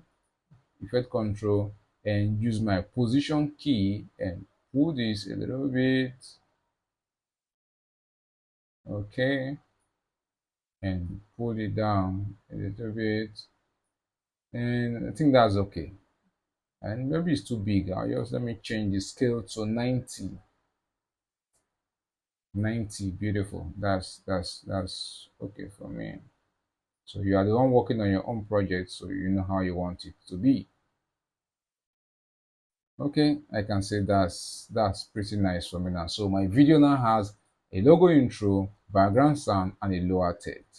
I hope your own has similar thing too, depending on what you're working on. Okay, so I'm going to save this project, Control S. So that's simply for the lower third, how to add a lower third to your project that you're working on. All right. So another way to add a lower third is using Premiere Composer, which is Mr. Horse right here. But I believe I'll do a separate tutorial simply on Mr. Horse on most of the features there and how to apply them to your project. So I don't want to confuse anybody or go too much on this particular video, this particular one. So I think after this one, I will make a video about Premiere Composer and how to apply the transitions and how to apply the lower third that you have there. All right, I'm gonna take this down now. So the next thing we want to do on this particular video is how do you apply a supplementary shot or a B-roll to your video, which you see in every video. Somebody's talking and a sub video will just appear. Somebody's talking and how do you apply a supplementary shot to your video? I've talked about supplementary shot, B-roll, supplementary shot, color shot. How do you apply that? Now, for the sake of the video, I'm going to just use other videos in my computer, okay, to show you how to do that. So remember, you apply supplementary shot based on where you're making your point, okay? So let's just play this video and hear what he's saying. Now, I'm also a certified and licensed business development service provider. Our background sound is too loud. Remember, use your audio, your earphone while you're working on your background sound. On this Okay, better now. channel, we are going to discuss issues that will affect and impact on your lives, and we'll be sharing insight for youth and women. Okay, we'll be sharing insight on youth and development. I'm going to put a marker here, so because I want my first video to appear there. So I'm going to come to my project section. With the project section, double click and go to my Premiere, to my download folder, sorry, to my drive. Let me look for any of the video I can use to supplement this. Okay, this particular one. So since it said youth and whatever anything relating to youth, I'm going to apply this particular video here. Double click it, send to my source monitor and drag this. Okay, so these are youth. I'm going to mark in. I believe I've explained this during the class. I hope somebody got this area. So I'm going to drag it. Youth are busy. I'm going to close that. Then I'm going to drag only the video, not the two of them, only the video. I'm going to drag it and place it here. Okay, so let's play and hear what he's saying now. For youth and women to strive tools for personal growth, thought-provoking discussions for youth that want. So that's good. Let's play again. Let's play again. Youth and women to strive tools for personal growth. He said tools for personal growth. So we have youth and women. There's a lady there. So let me look for another video that talks about tools for personal growth. And I think that can be a computer. Let me pick up this particular one. Okay. And I need where somebody. Okay. Okay. I think you are good. So I'm going to play. Okay. Okay. That's good. Good. Good. Tools for personal growth. I'm going to drag only the video and bring it down here. So let's play again now. Insight for youth and women to strive tools for personal growth, thought-provoking discussions for youth that want to dream big. Tools for personal growth, thought-provoking discussions. So thought-provoking discussions. So let's me pick another video. I still need more videos to emphasize on this point. I'm gonna drag this. Tools for personal. Let me go back. Okay. Okay. I'm gonna mark in and do this. Do this and take only the audio, the video, and bring that there. And let's play and see how this looks like. Women to strive tools for personal growth, thought-provoking discussions for youth that want to dream. Thought-provoking discussions. So I'm going to bring this down a little bit. Thought-provoking discussions. So let's look for some. Okay, I'm going to take this particular one because this young man was talking in the video. And let's go back to the beginning and okay, he's talking.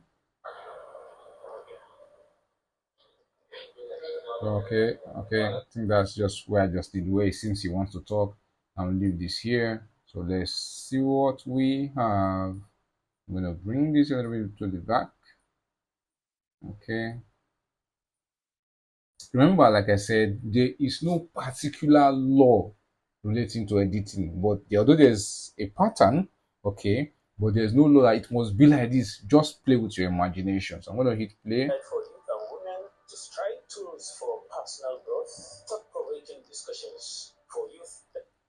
Okay, let me take this inside and bring this inside. Thought-provoking discussions. I want this guy to start talking. For youth that want to dream big, for women that want to break barriers, and for anyone Okay, I think that's making sense. You see the way I'm aligning my B-roll to make points, where it's making points.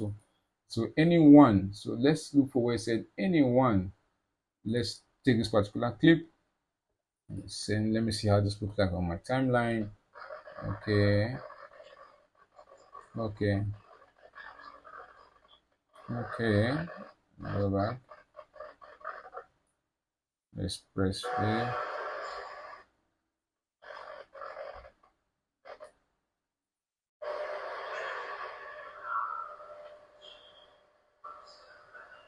I'm gonna mark out and take this to the end, then let's play and see what happens. And for anyone ready to flex, growth, and develop his or herself, I'll urge you to subscribe. Wow.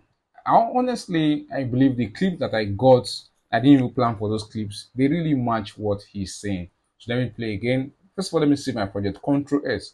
Then let me play now. Insight for youth and women to strive tools for personal growth, thought-provoking discussions for youth that want to dream big, for women that want to break barriers, and for anyone ready to flex, growth, and develop his or herself. I'll urge you to subscribe. Beautiful, beautiful. You see the way I just applied my supplementary shot or my B-roll. You apply B-roll on the particular section of your video that knows that made point, not anywhere you like. You apply your B-roll where make point on your video, not anywhere you like. Okay, but you must make sure that they fit in. If you're not going to put it all over the video, make sure that they fit in. My video is beginning to take shape. I've shown you how to create your lower third, background sound, logo, lower third, and now we just applied our B-roll on our video. So these elements you are seeing are what makes up any video you see online. Supplementary shot, text overlay, logo intro or outro at the ending, and background sound and transitions that what makes up a video. I'm going to hang up this video here to continue in the next chapter. See you in class. Thank you.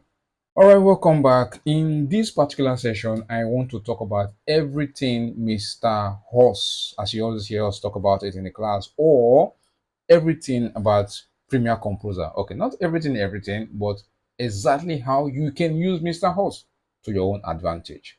All right.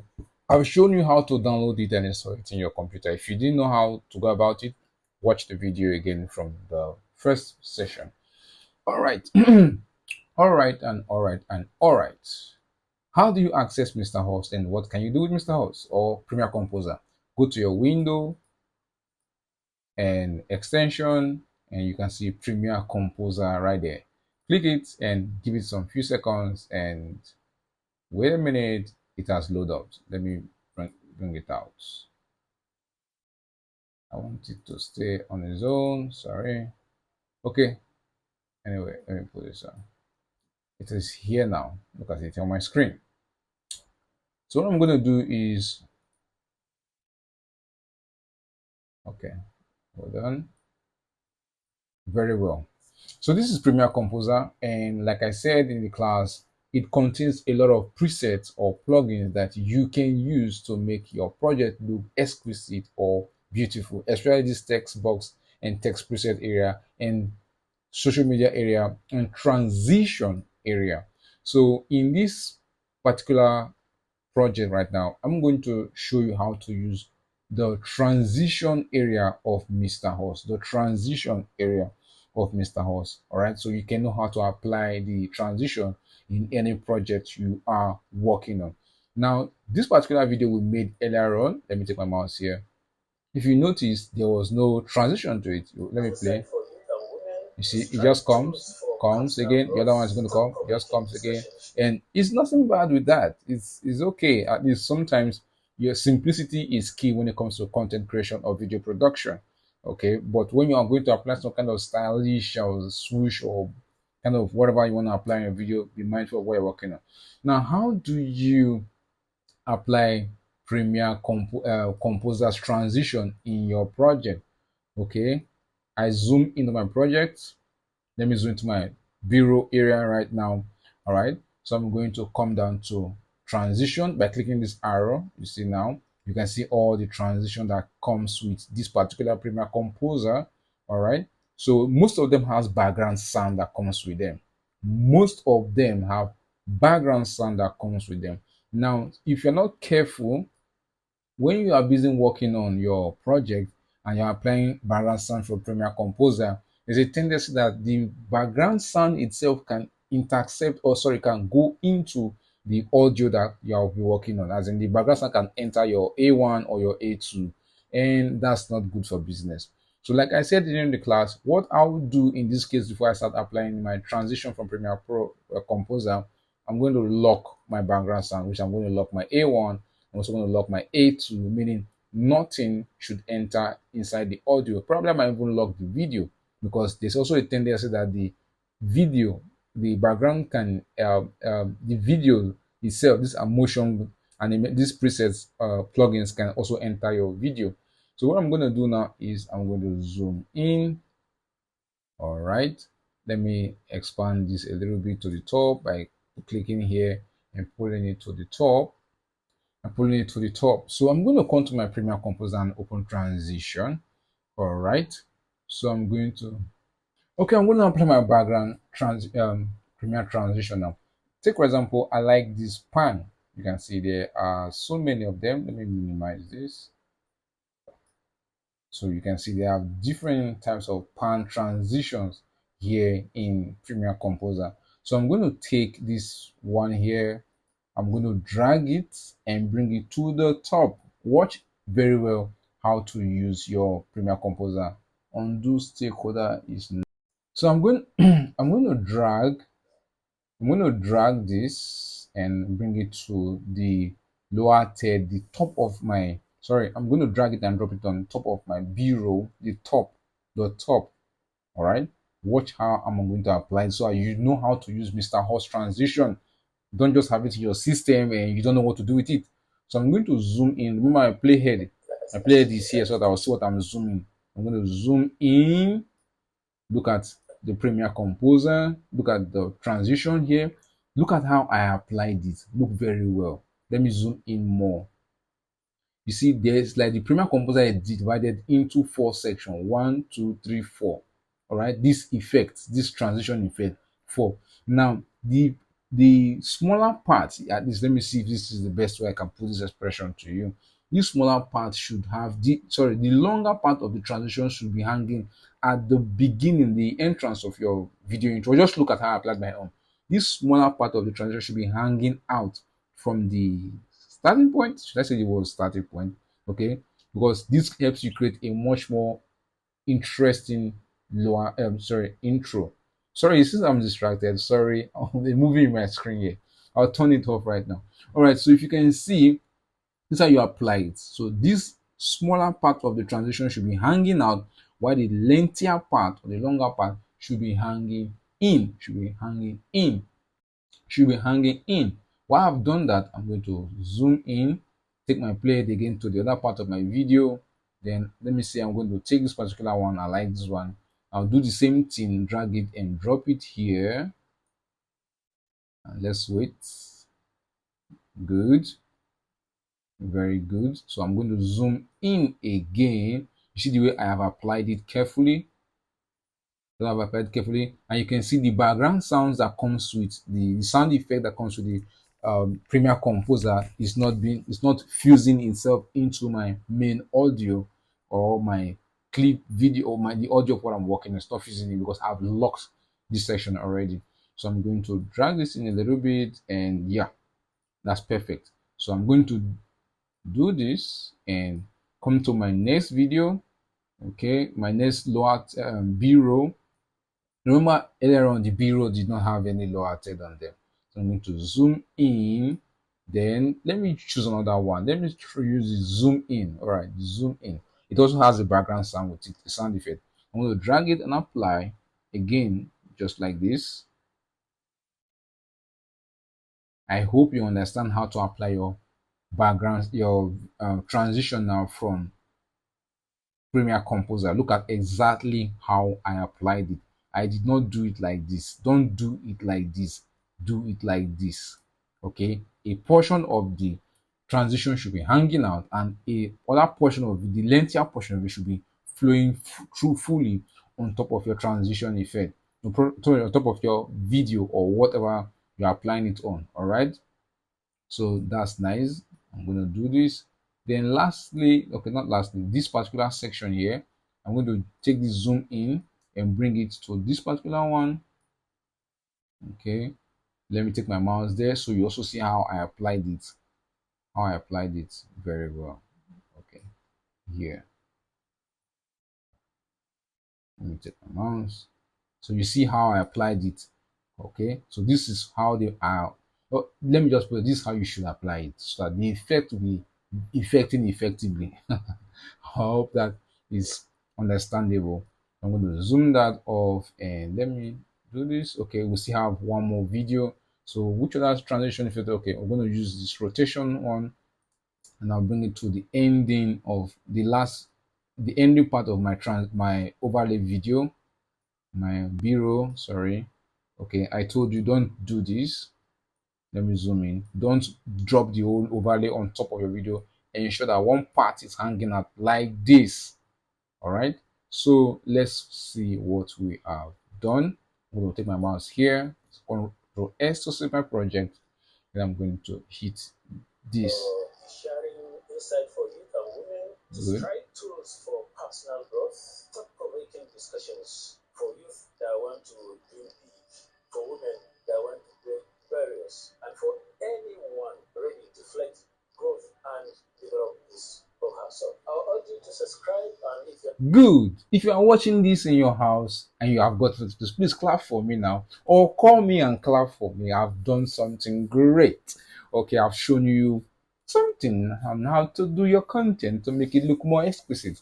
Okay, so depending on the kind of project you're working on, maybe social media video, like all those vertical videos or horizontal video for TikTok, you can make use of these transitions to look very, very good. Let's play this video again. So let's really see the effect of what we have done. Let's play it again one more for time. youth and women to strike tools for personal growth, thought-provoking discussions for Okay, like it or not, let's be honest, this is much more better than not applying any lower third, not applying any lower third before. This is much, sorry, not lower third, not applying any transition before. This makes it look much more better.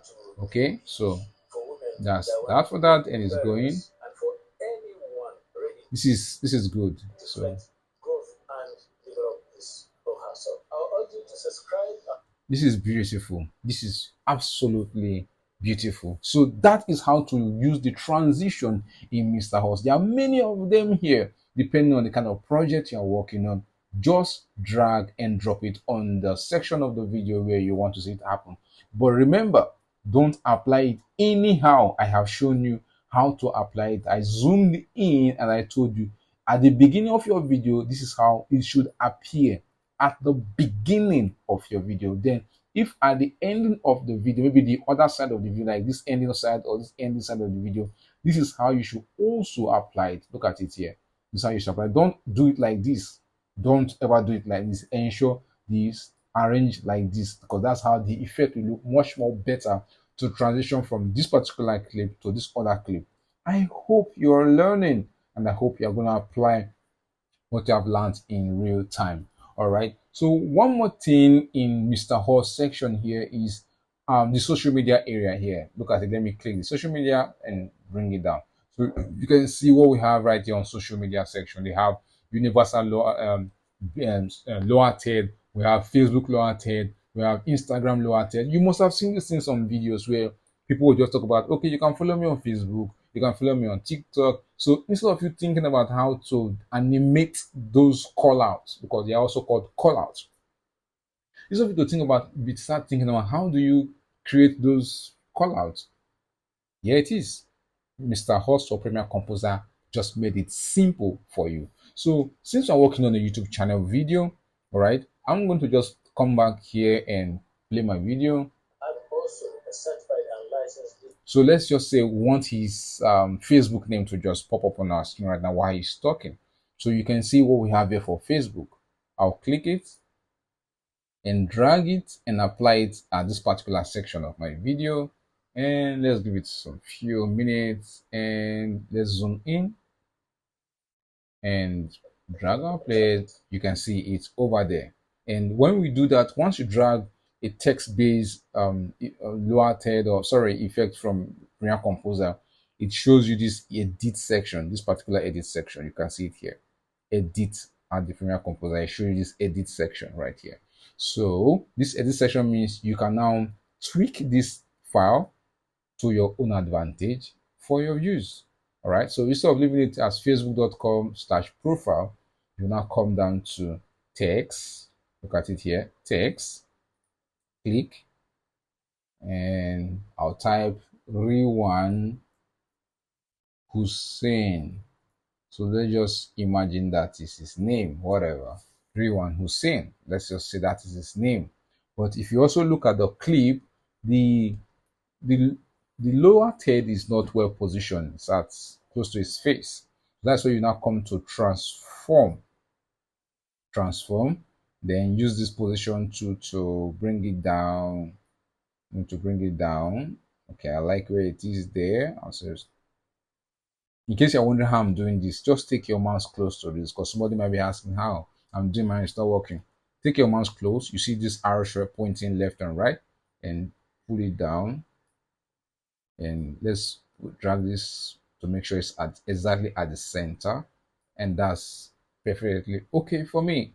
All right, so you can see Rewan Hussein Abarshi is showing there. So you can also change the color. Look at it there, the times color. Just play with this in case you want to mess up with the color, but I'm not going to do that because this is exactly Facebook color. So once you see this, you know that it's Facebook already. So if I should take my playhead backward and hit space, very good. Now, see, it comes and it goes. Now, sometimes the animation is too short. It just comes probably 3 seconds and it's gone. So that is not enough time for the onlooker or the viewer who's watching your content or watching your video online or wherever it's watching from to grasp the information on the screen. So most text-based transition or whatever from this Mr. Horse allow you to stretch them to make them stay longer on your timeline. So I believe this same Facebook allow you to do that. So if I take my mouse here towards the edge here, you see that arrow pointing that's showing red, like three prong or fork, whatever, showing is what it simply means is, do you want to stretch this particular asset on your timeline? So I'm going to stretch it. You can see it's following, it's dragging, it's moving, it's going. Mind you, not all from Mr. Host can allow you to do this. Okay, the essence of this is to make the lower text stay longer on your timeline. To allow the lower text stay longer on your timeline so that you can now see the information stay longer. When somebody's watching the video, you just see instead of the video, the lower text to just come and go within like 3 seconds or 4 seconds. Now it's going to stay longer. So let me hit space. On this YouTube channel, we are going to very good. You see now it stays longer. Even if it's too long, you just still need to push it backward again. All right, now let me put this a little bit forward. Now remember, he started talking about on this YouTube channel, so we want his YouTube channel to come on screen just like the Facebook just did. So I'm going to come to browse. I'm going to come to click browse, then look for the one that has to do with YouTube. Look at it here, YouTube. There are different types of them for YouTube. So I'm going to click this particular one and drag it here because this is how I started talking about this YouTube channel. So what's the YouTube channel? What's the name of the YouTube channel? I want to go there and see what's going on there. So I'm going to stretch this a little bit because I still want it to stay a little bit longer. When I play it at the top and I select it, you see now we are also in editing. Then I also put it down. I want it to come down. And do this. Okay, text. I'll click this text section and I'll give it the YouTube channel name. I'll just say Uncle One. Let's just assume that that is the YouTube channel name. I'm gonna click outside. So yeah, so when it says on this YouTube channel, this automatically displays on our screen. So I'm gonna scroll up and drag this a little bit here. Then let's play and let's watch. licensed business development service provider. On this YouTube channel, we are going to discuss Very good. issues that Very will good. affect and impact on your lives. That is fascinating. So to make the YouTube channel stay longer, I'll just drag this a little bit. That's it. That is it. So this is how to explore this Premiere Composer that you downloaded from the internet. So you can come down here to the text box and also play with what you have here. There are so many text boxes. Just click them, click and drag and apply it on your clip, and go to the edit section and do your adjustment that you want. I hope you've learned something from this Mr. Horse video or Premiere Composer video. See you in the next section of this video. Bye. Testing the microphone. Can you hear me very well? All right, welcome to another section in this video. I am going to, in this particular section, we're going to look at applying a transition on our video. So instead of the video just starting and bumping, just start talking, we're going to apply transition. I did that in the class, so I'm going to use a transition from the default one that comes with the Premiere Pro project. Then also we're going to look at how to export our video. I have shown, this is just a basic introduction, okay, how to create a logo intro and how to apply your lower third, okay, your lower third using Miskit. Okay, I think I'll also do show you how to use the Mr. Premiere Composer and apply a lower third on this video. And so we'll also look at how to apply lower third. I think it's simple, basically the similar thing, the same way I did this Facebook lower third from Premiere Composer or Miskit, or what's it called, Mr. Halls. The same way you can also apply your lower third in case you don't want to pass through Miskit or Essential Graphics. Okay, we also look at applying B-roll, all right?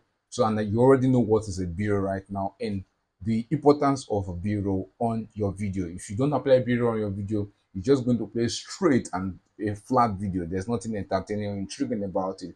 We also look at how to apply background sound, and in the class I've showed you and also told you how to get background sound for your Premiere Pro project. All right. And we also look at how to apply transition from Premiere Composer, how to apply transitions, these transitions that you see here, how to apply them on your project. I've shown you how to apply that and the very way to do that on your Premiere project. So right now we're going to look at applying a transition so that our video don't just end up starting,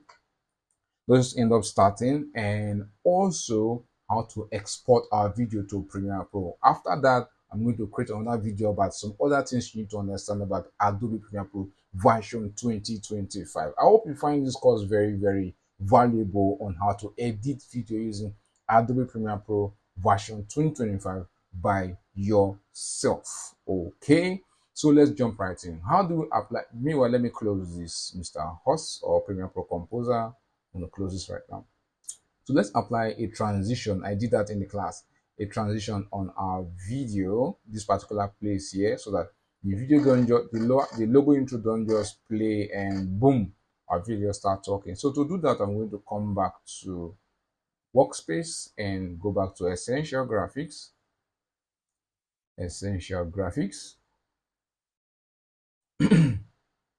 All right, we are now in Essential Graphics. Remember, any of the section here that you click changes the interface of your software, and whenever you are done with the particular place, you are always remember to go back to editing. Look at it here, editing, so that because you are always editing. So whenever you are done with any section you click, always remember to click editing.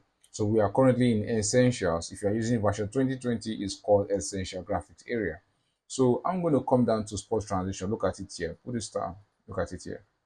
Sports Transition. This is what I'm going to apply. I like this transition a lot because it's beautiful, it's scintillating, it's attractive, it's nice, and you can adjust the color to your own advantage. So to apply this transition in my video, I'm going to zoom in. I've already shown you how to zoom in, and if you don't understand how to zoom, you see this mouse button here, then click it in, click it out, drag it in and drag it out. Ensure your playhead, which is this particular guy you are seeing, is at the right place. It's at the particular place where you want to zoom in. So like I said earlier in the class, if you want to see this particular section in here, this section here on your timeline, but your playhead is here, when you drag this in and out, This is where it's going to be zooming in, this particular place here, not this area. So always ensure that your playheads are the particular spot where you want to zoom in. So I'm going to zoom in now and drag my sports transition. Look at it, it's called sports transitions. If you can't see it as number one or at the beginning of your essential graphic template area, you just need to scroll down and look for it. But for me, it's just showing right there in my front, right in my front. So I'm going to drag it and bring it exactly in between the two clips. Again, listen carefully, in between the two clips, not by one side, not one side. Look at very well. Let me see my zoom section here. Not one side, in between the two clips, in between the two clips. All right, take it down here, take it down here, take it down here. Look at it, in between the two clips. The reason for that is to make the animation between both clips looks very nice, look very, very okay. All right, then also you can choose to adjust the color. You see mine, by default it has orange or yellow, whichever color you want to call it, and black. So you can see the adjustment properties here by the right hand side.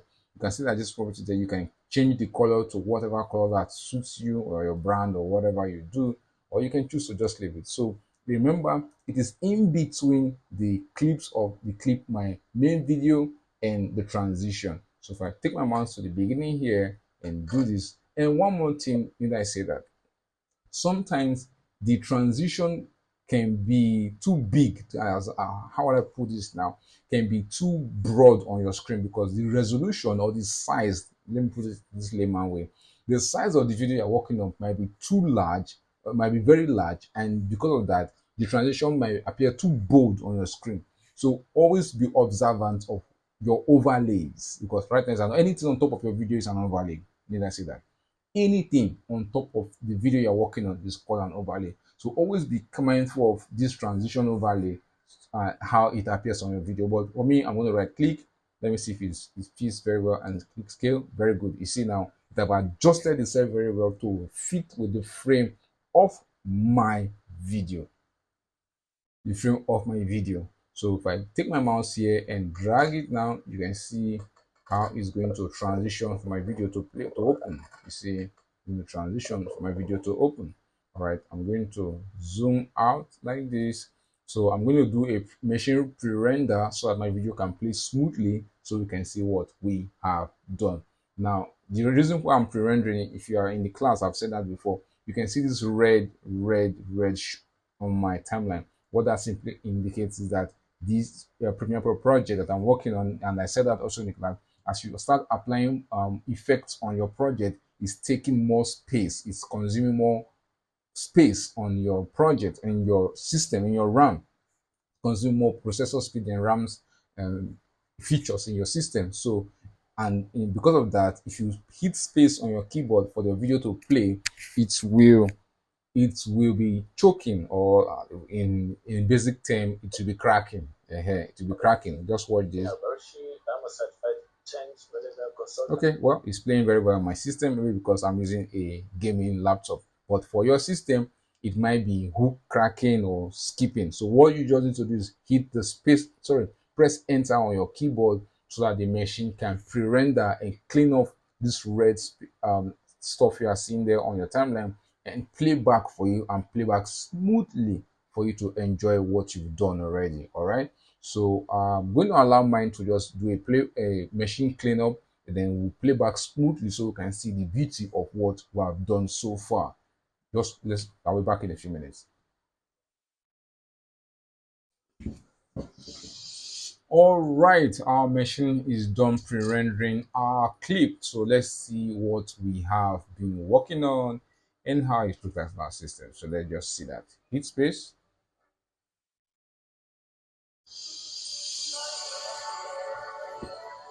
Hello. Beautiful. Beautiful. Now we're going to get the YouTube lower Facebook icon. Very good. Facebook lower tab. Very good. Okay, we're getting it. I hope your own is looking like this too. Good. Good. Very good.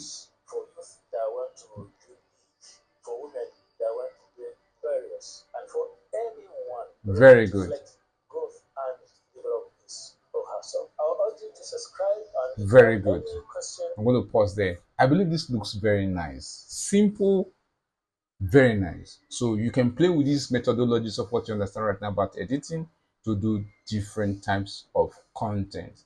As time progresses, I will do more videos on how to, create many scintillating content in Premiere. So right now, ladies and gentlemen, I'm done with the transition section. And now let's close our video. So I'm going to go back to my editing right now. I'm going to click on workspace and come back to editing. Very, very, very, very, very, very good. I believe yours should really be looking like this right now. Okay, so I'm going to hit space button. leave it on the comment section, and I'll get back to you. Thank you. You're welcome. Very good. So our video is 90% almost ready. Almost ready. Now what it needs is a closing. I'm going to go to Miskit right now and look for, okay, I'm going to look for a YouTube closing. YouTube. Okay. YouTube. I think I like this one. Yes, I like this one. I like this particular one. As a closing or an outro. All right, let me scroll down. There are many of them here. Many of them. Okay, but I'm just going to go with this particular one. I'm going to click this, then download it. You already know how to download from Miskit right now. It has been downloaded, just 287 kilobytes. All right, then I'm going to close this and minimize this. Okay, then I'm going to go to my download folder. Look at it here. Look at it here. Lower third in the text box. Blah blah blah. Look at it here. In my text box, look at it here. So I'm going to double click this and I'm going to click extract. And again, I'm going to use my desktop as an instruction point and click OK. Oops, and yes to all. Yes to all. It has been extracted to my desktop. Okay. Okay. Sorry. So look at it here. Look at it here. Look at the particular file just downloaded from Miskit. I'm going to double click it and click extract to, and I'll select my desktop, or should I select my document? Let me go to my document. Let me use my document this time. I'm going to click OK, and it has been extracted to my document. So I'm going to go to my documents. Okay, back to the closing. So this is the one we got from Miskit right now, which is the rotation play button. So I'm going to double click this to extract it. I'm going to click extract. Now I'm not going to be extracting to my desktop. I'm going to extract to my document, and I created a folder inside my document which I called block. You can see there that called block. I click OK, and it's there right now. I'm going to minimize this and go to my document folder and look at the folder called block, and here it is right here, the Miskit file. So this particular one is not a template file. If you were in the class, the physical class, I explained what the difference between a motion graphic file is and a Premiere Pro project. So I'm going to minimize this and come back to my Premiere Pro project that we have right here right now. I'm going to come back to workspace and essentials. Those of you that are using Adobe Premiere Pro version 2025. All right, ladies and gentlemen, we are now in the essential area in Premiere Pro. So what I need to do now, if you know about essentials, is I need to install that template I just got from Miskit. And to do that, I'll click this install Premiere project, go to my document folder and go to my block folder and look at the file there, double click it and give it just a second, and it has been installed in our Premiere Pro project. So look at it here right now. I'll click the start button so that it keep appearing in my field right. Look at it right here. So I'm going to drag it and bring it towards the ending, and this is always going to pop up on your screen once you import something like this resolve one font. Just click OK, ignore it. All right, so you can see my closing. Yeah, this is my closing. I want it to fit my screen very well, my video clip very well. I'm going to right click and it says fit to scale to frame size, and it has fit my video very well. So this is what I'm going to use as my closing while it's talking. Let's play in here. Okay, this is what I'm going to use as my closing. I want it to feel my, okay, let me not go that area for now. Oh, let me just go there. No, let me not go there now. Back to this guy. Okay, so I'm going to take my playhead here, and yeah. Video ended. Okay, so let's play. Leave it on the comment section and I'll get back to you. Thank you and welcome. Good. Thank you and welcome. Let me put this a little bit backward. Thank you. Thank you and welcome. Thank you and welcome. Now we need to do some adjustment here because the way he said it, thank you and welcome, is not very well, and the background sound just ended, just ended like that. So I need to adjust this. I'll come to property, this property section here, and I'll select that place where it says text 01. I'll put this YouTube channel name. Let's call it Uncle Real One. All right, I'll click outside. You can see that now, Uncle Real One, our YouTube channel name, and I might change the font. Let's change it to bold. Good, Uncle Real One. Then this one say at, probably social media handle, like at Instagram handle. So I'm just going to change that one to at Uncle Ray One. Okay, that is his social media handle, and also click outside and you can see it has changed to at Uncle Ray One. So if you are watching a video on TikTok or YouTube or anywhere he posts it, you see that this is YouTube channel's name, and you can just go and search him out and follow him. All right, so I'm still going to change the font and change it to bold. Okay, I think that's fair enough for me. And basically I can say I'm done with the closing of this video. I hope you are learning and you know how to close your video now or create an outro for your video in Premiere Pro. So what I'm going to do now is to give a final touch to this, then export it. I'm going to come back to editing. Good. I'm going to push this a little bit here and unlock my background sound, which is this one sound here. Background sound here under A2. I'm going to stretch it a little bit to match up with this ending part, this outro ending part we got from Miskit. Then I'm going to use the pen tool to increase this sound a little bit. You know how we did it before? You're following the class. Just click here and pull it up a little bit. Then I'm going to hit here and hit space. Let's hear. On the comment section and I'll get back to you. Thank you and welcome.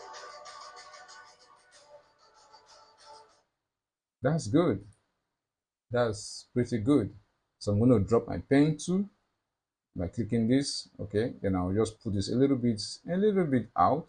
Then I want this audio to, I don't want this audio to just end like that. Pam! I want it to fade down, fade down gradually. If you have been following the class or you have been in the physical class, all you need to do is come to Effect, type EXP, which is exponential fade. Look at it right here. I'm going to drag this and apply it to the ending part here. You can see here, the end part here. Then I will zoom in a little bit by pulling this a little bit here. Then let's play and see. Let me save my project first. Then let's play. Thank you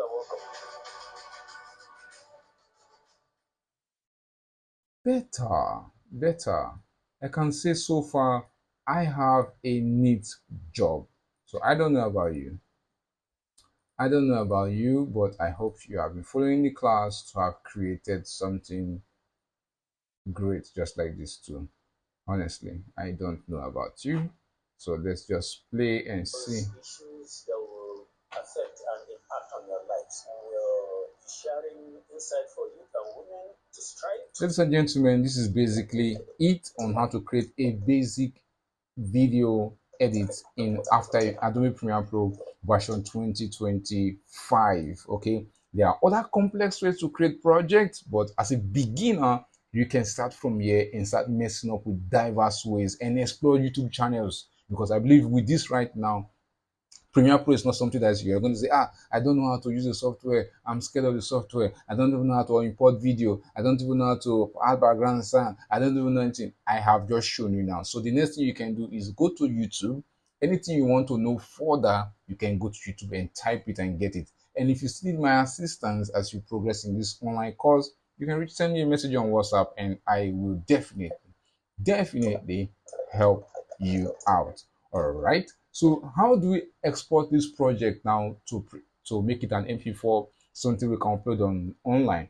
And mind you, there's also, is there anything I'm missing? All right, there's what we call color correction in Premiere Pro. Color correction or color grading.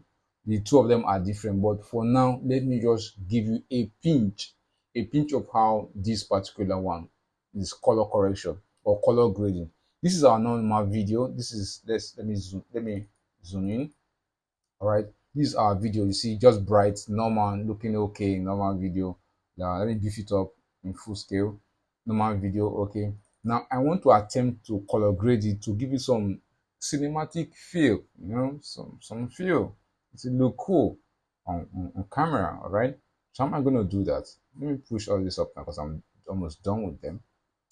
So to do that, I will come down to this project section here. Look at this thing you are seeing here. It's called new item. You can see taking mouse here. All right. I'm going to click it and you see what's called showing me adjustment layer. I'm going to click adjustment layer and click OK. And there is my adjustment layer. All right. I'm going to drag it and bring it on top of my video. The entire top, the top, probably on its own, this is at view 7. The entire top, not somewhere, just at the top. Then I'll drag it to the ending of my video. The ending of my video. Now, let me explain adjustment layer to the least basic way I can put it. Now, let's put it this way.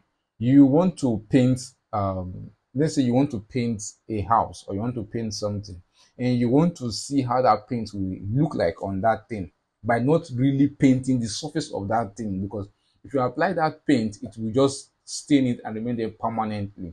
So you apply a surface paper or something at the surface of that thing you want to paint and just put a small paint on it and to see how it's going to look like. So if it doesn't look very well, you can remove that thing you put on top of the surface and try another one later. So I hope you get the point anyway. That's what adjustment layer does. So if I'm going to paint this video right now, I don't want to apply the paint on the actual video because it might not look nice, because we are going to play with color here now. All right, it might not look nice, and what that will mean, for our project might be, it might damage the entire project, especially when you end up saving it, then you send the video to your client or you upload it to the internet and people comment that it's looking so orange, it's looking so green, or your client say the video is not looking very okay. And what do you have to do now? You have already, when you come back to your project to adjust anything, it has already been cemented on it. Okay, so that's why we have adjustment layer. We are painting adjustment layer, not our main project. So if it's not looking very good, we can delete this adjustment layer, put another one again, and do our painting on it. So do some basic color correction or color grading. Let me stay on color grading, please, on this project. I'm going to click on workspace, then look for color grading or color. Let's look for it. Look for color. Look at color there. You can see it there. I'm going to click it and this is going to happen on our screen. All right. As a beginner, I don't want to talk too much here to come confuse you about color correction. All right. So, or color grading. So let's just give this video a small cinematic look, small one, to change it to make it look Hollywoodish. All right. So I'll click on Lumetri. Sorry, Hollywoodish. All right. So I'm going to come to creative. You can see most of the presets that has already been given to Premiere, that comes to Premiere. Most of the presets based on the type of cameras that we have out there. So you can just pick any of them. Sometimes there are some you choose, they just sit perfectly on your project. Just fit very, very okay. So I'm going to just try big HDR and you can see how it looks like on our video. It has changed the look of our video completely. So if I turn off this lower this adjustment layer, this is the before, this is after, this is before, and this is after. So I believe you're getting the point right now. So you can come towards this area here to adjust this preset, this color correction preset that came with Premiere Pro. Just do some simple adjustments here. I'll pull down my saturation. I don't want it to appear too much on my video. And my vibrance a little bit, not too much. Okay. Sharpness, I want it to look a little bit tougher. And come down to tint. Let's see how that looks like. Okay, let's turn this off before and now, before and now. So you can see our video looks different right now. So I'm going to say this, while you're going to do this color adjustment or this basic color adjustment on your project, these overlays, I'll suggest you move them up your project, move them up. I hope you understand what I'm saying. Click it, drag it up so that the particular color of the overlays can still stay okay. Very good. So you see that right now. So that's how you do that. So you can also choose not want to play with the color correction from Premiere Pro by turning it off. Let's go scroll up. I don't want to use their own. I want to just do some my own myself. I'll say none. Okay, then I'll just come down and open my curve and just start doing my thing. Okay, just a little bit red, sorry, red. Okay, I hope you can see the effect that this is giving to our video. Okay, so if I do this and do this, all right, you can see our video now. This is before, this is now, this is before, this is now. So it's up to you. Hit play. I think I like this. I really love this simple adjustment I just did.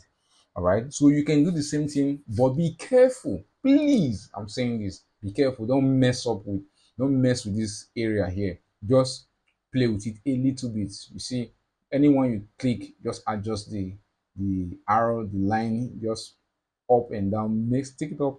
Just be careful. I don't know which kind of term I'll use there again. But don't overdo it, because if you do it, to mess up with the beauty of your project. And in case it happens like that, just come here and turn it off. I'll delete this particular adjustment layer and reapply the one you created before and start all over again. Just maybe I'll do a full tutorial on this. Maybe I will.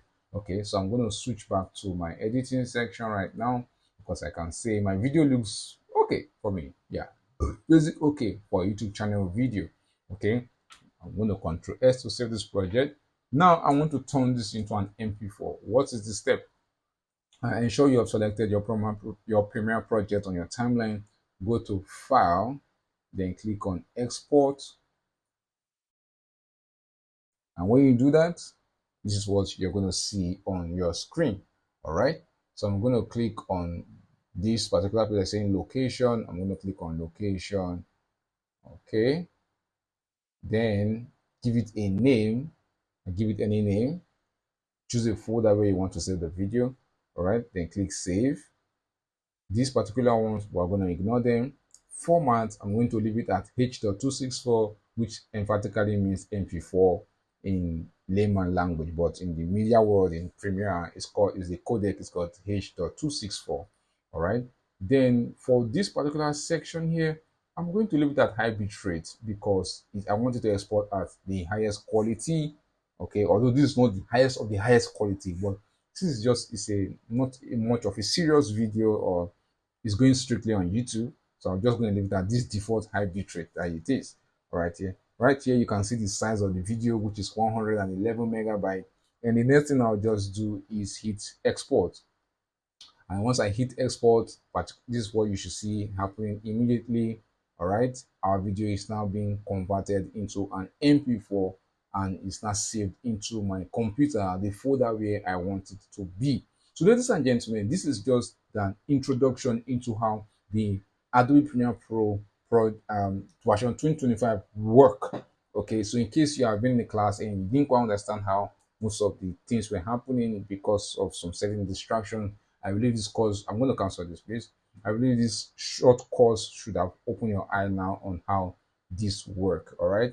So more are also coming, more advanced things to do with Premiere are also coming, and I hope you got value for your money. If you have any question, feel free to reach out to me. Thank you and bye.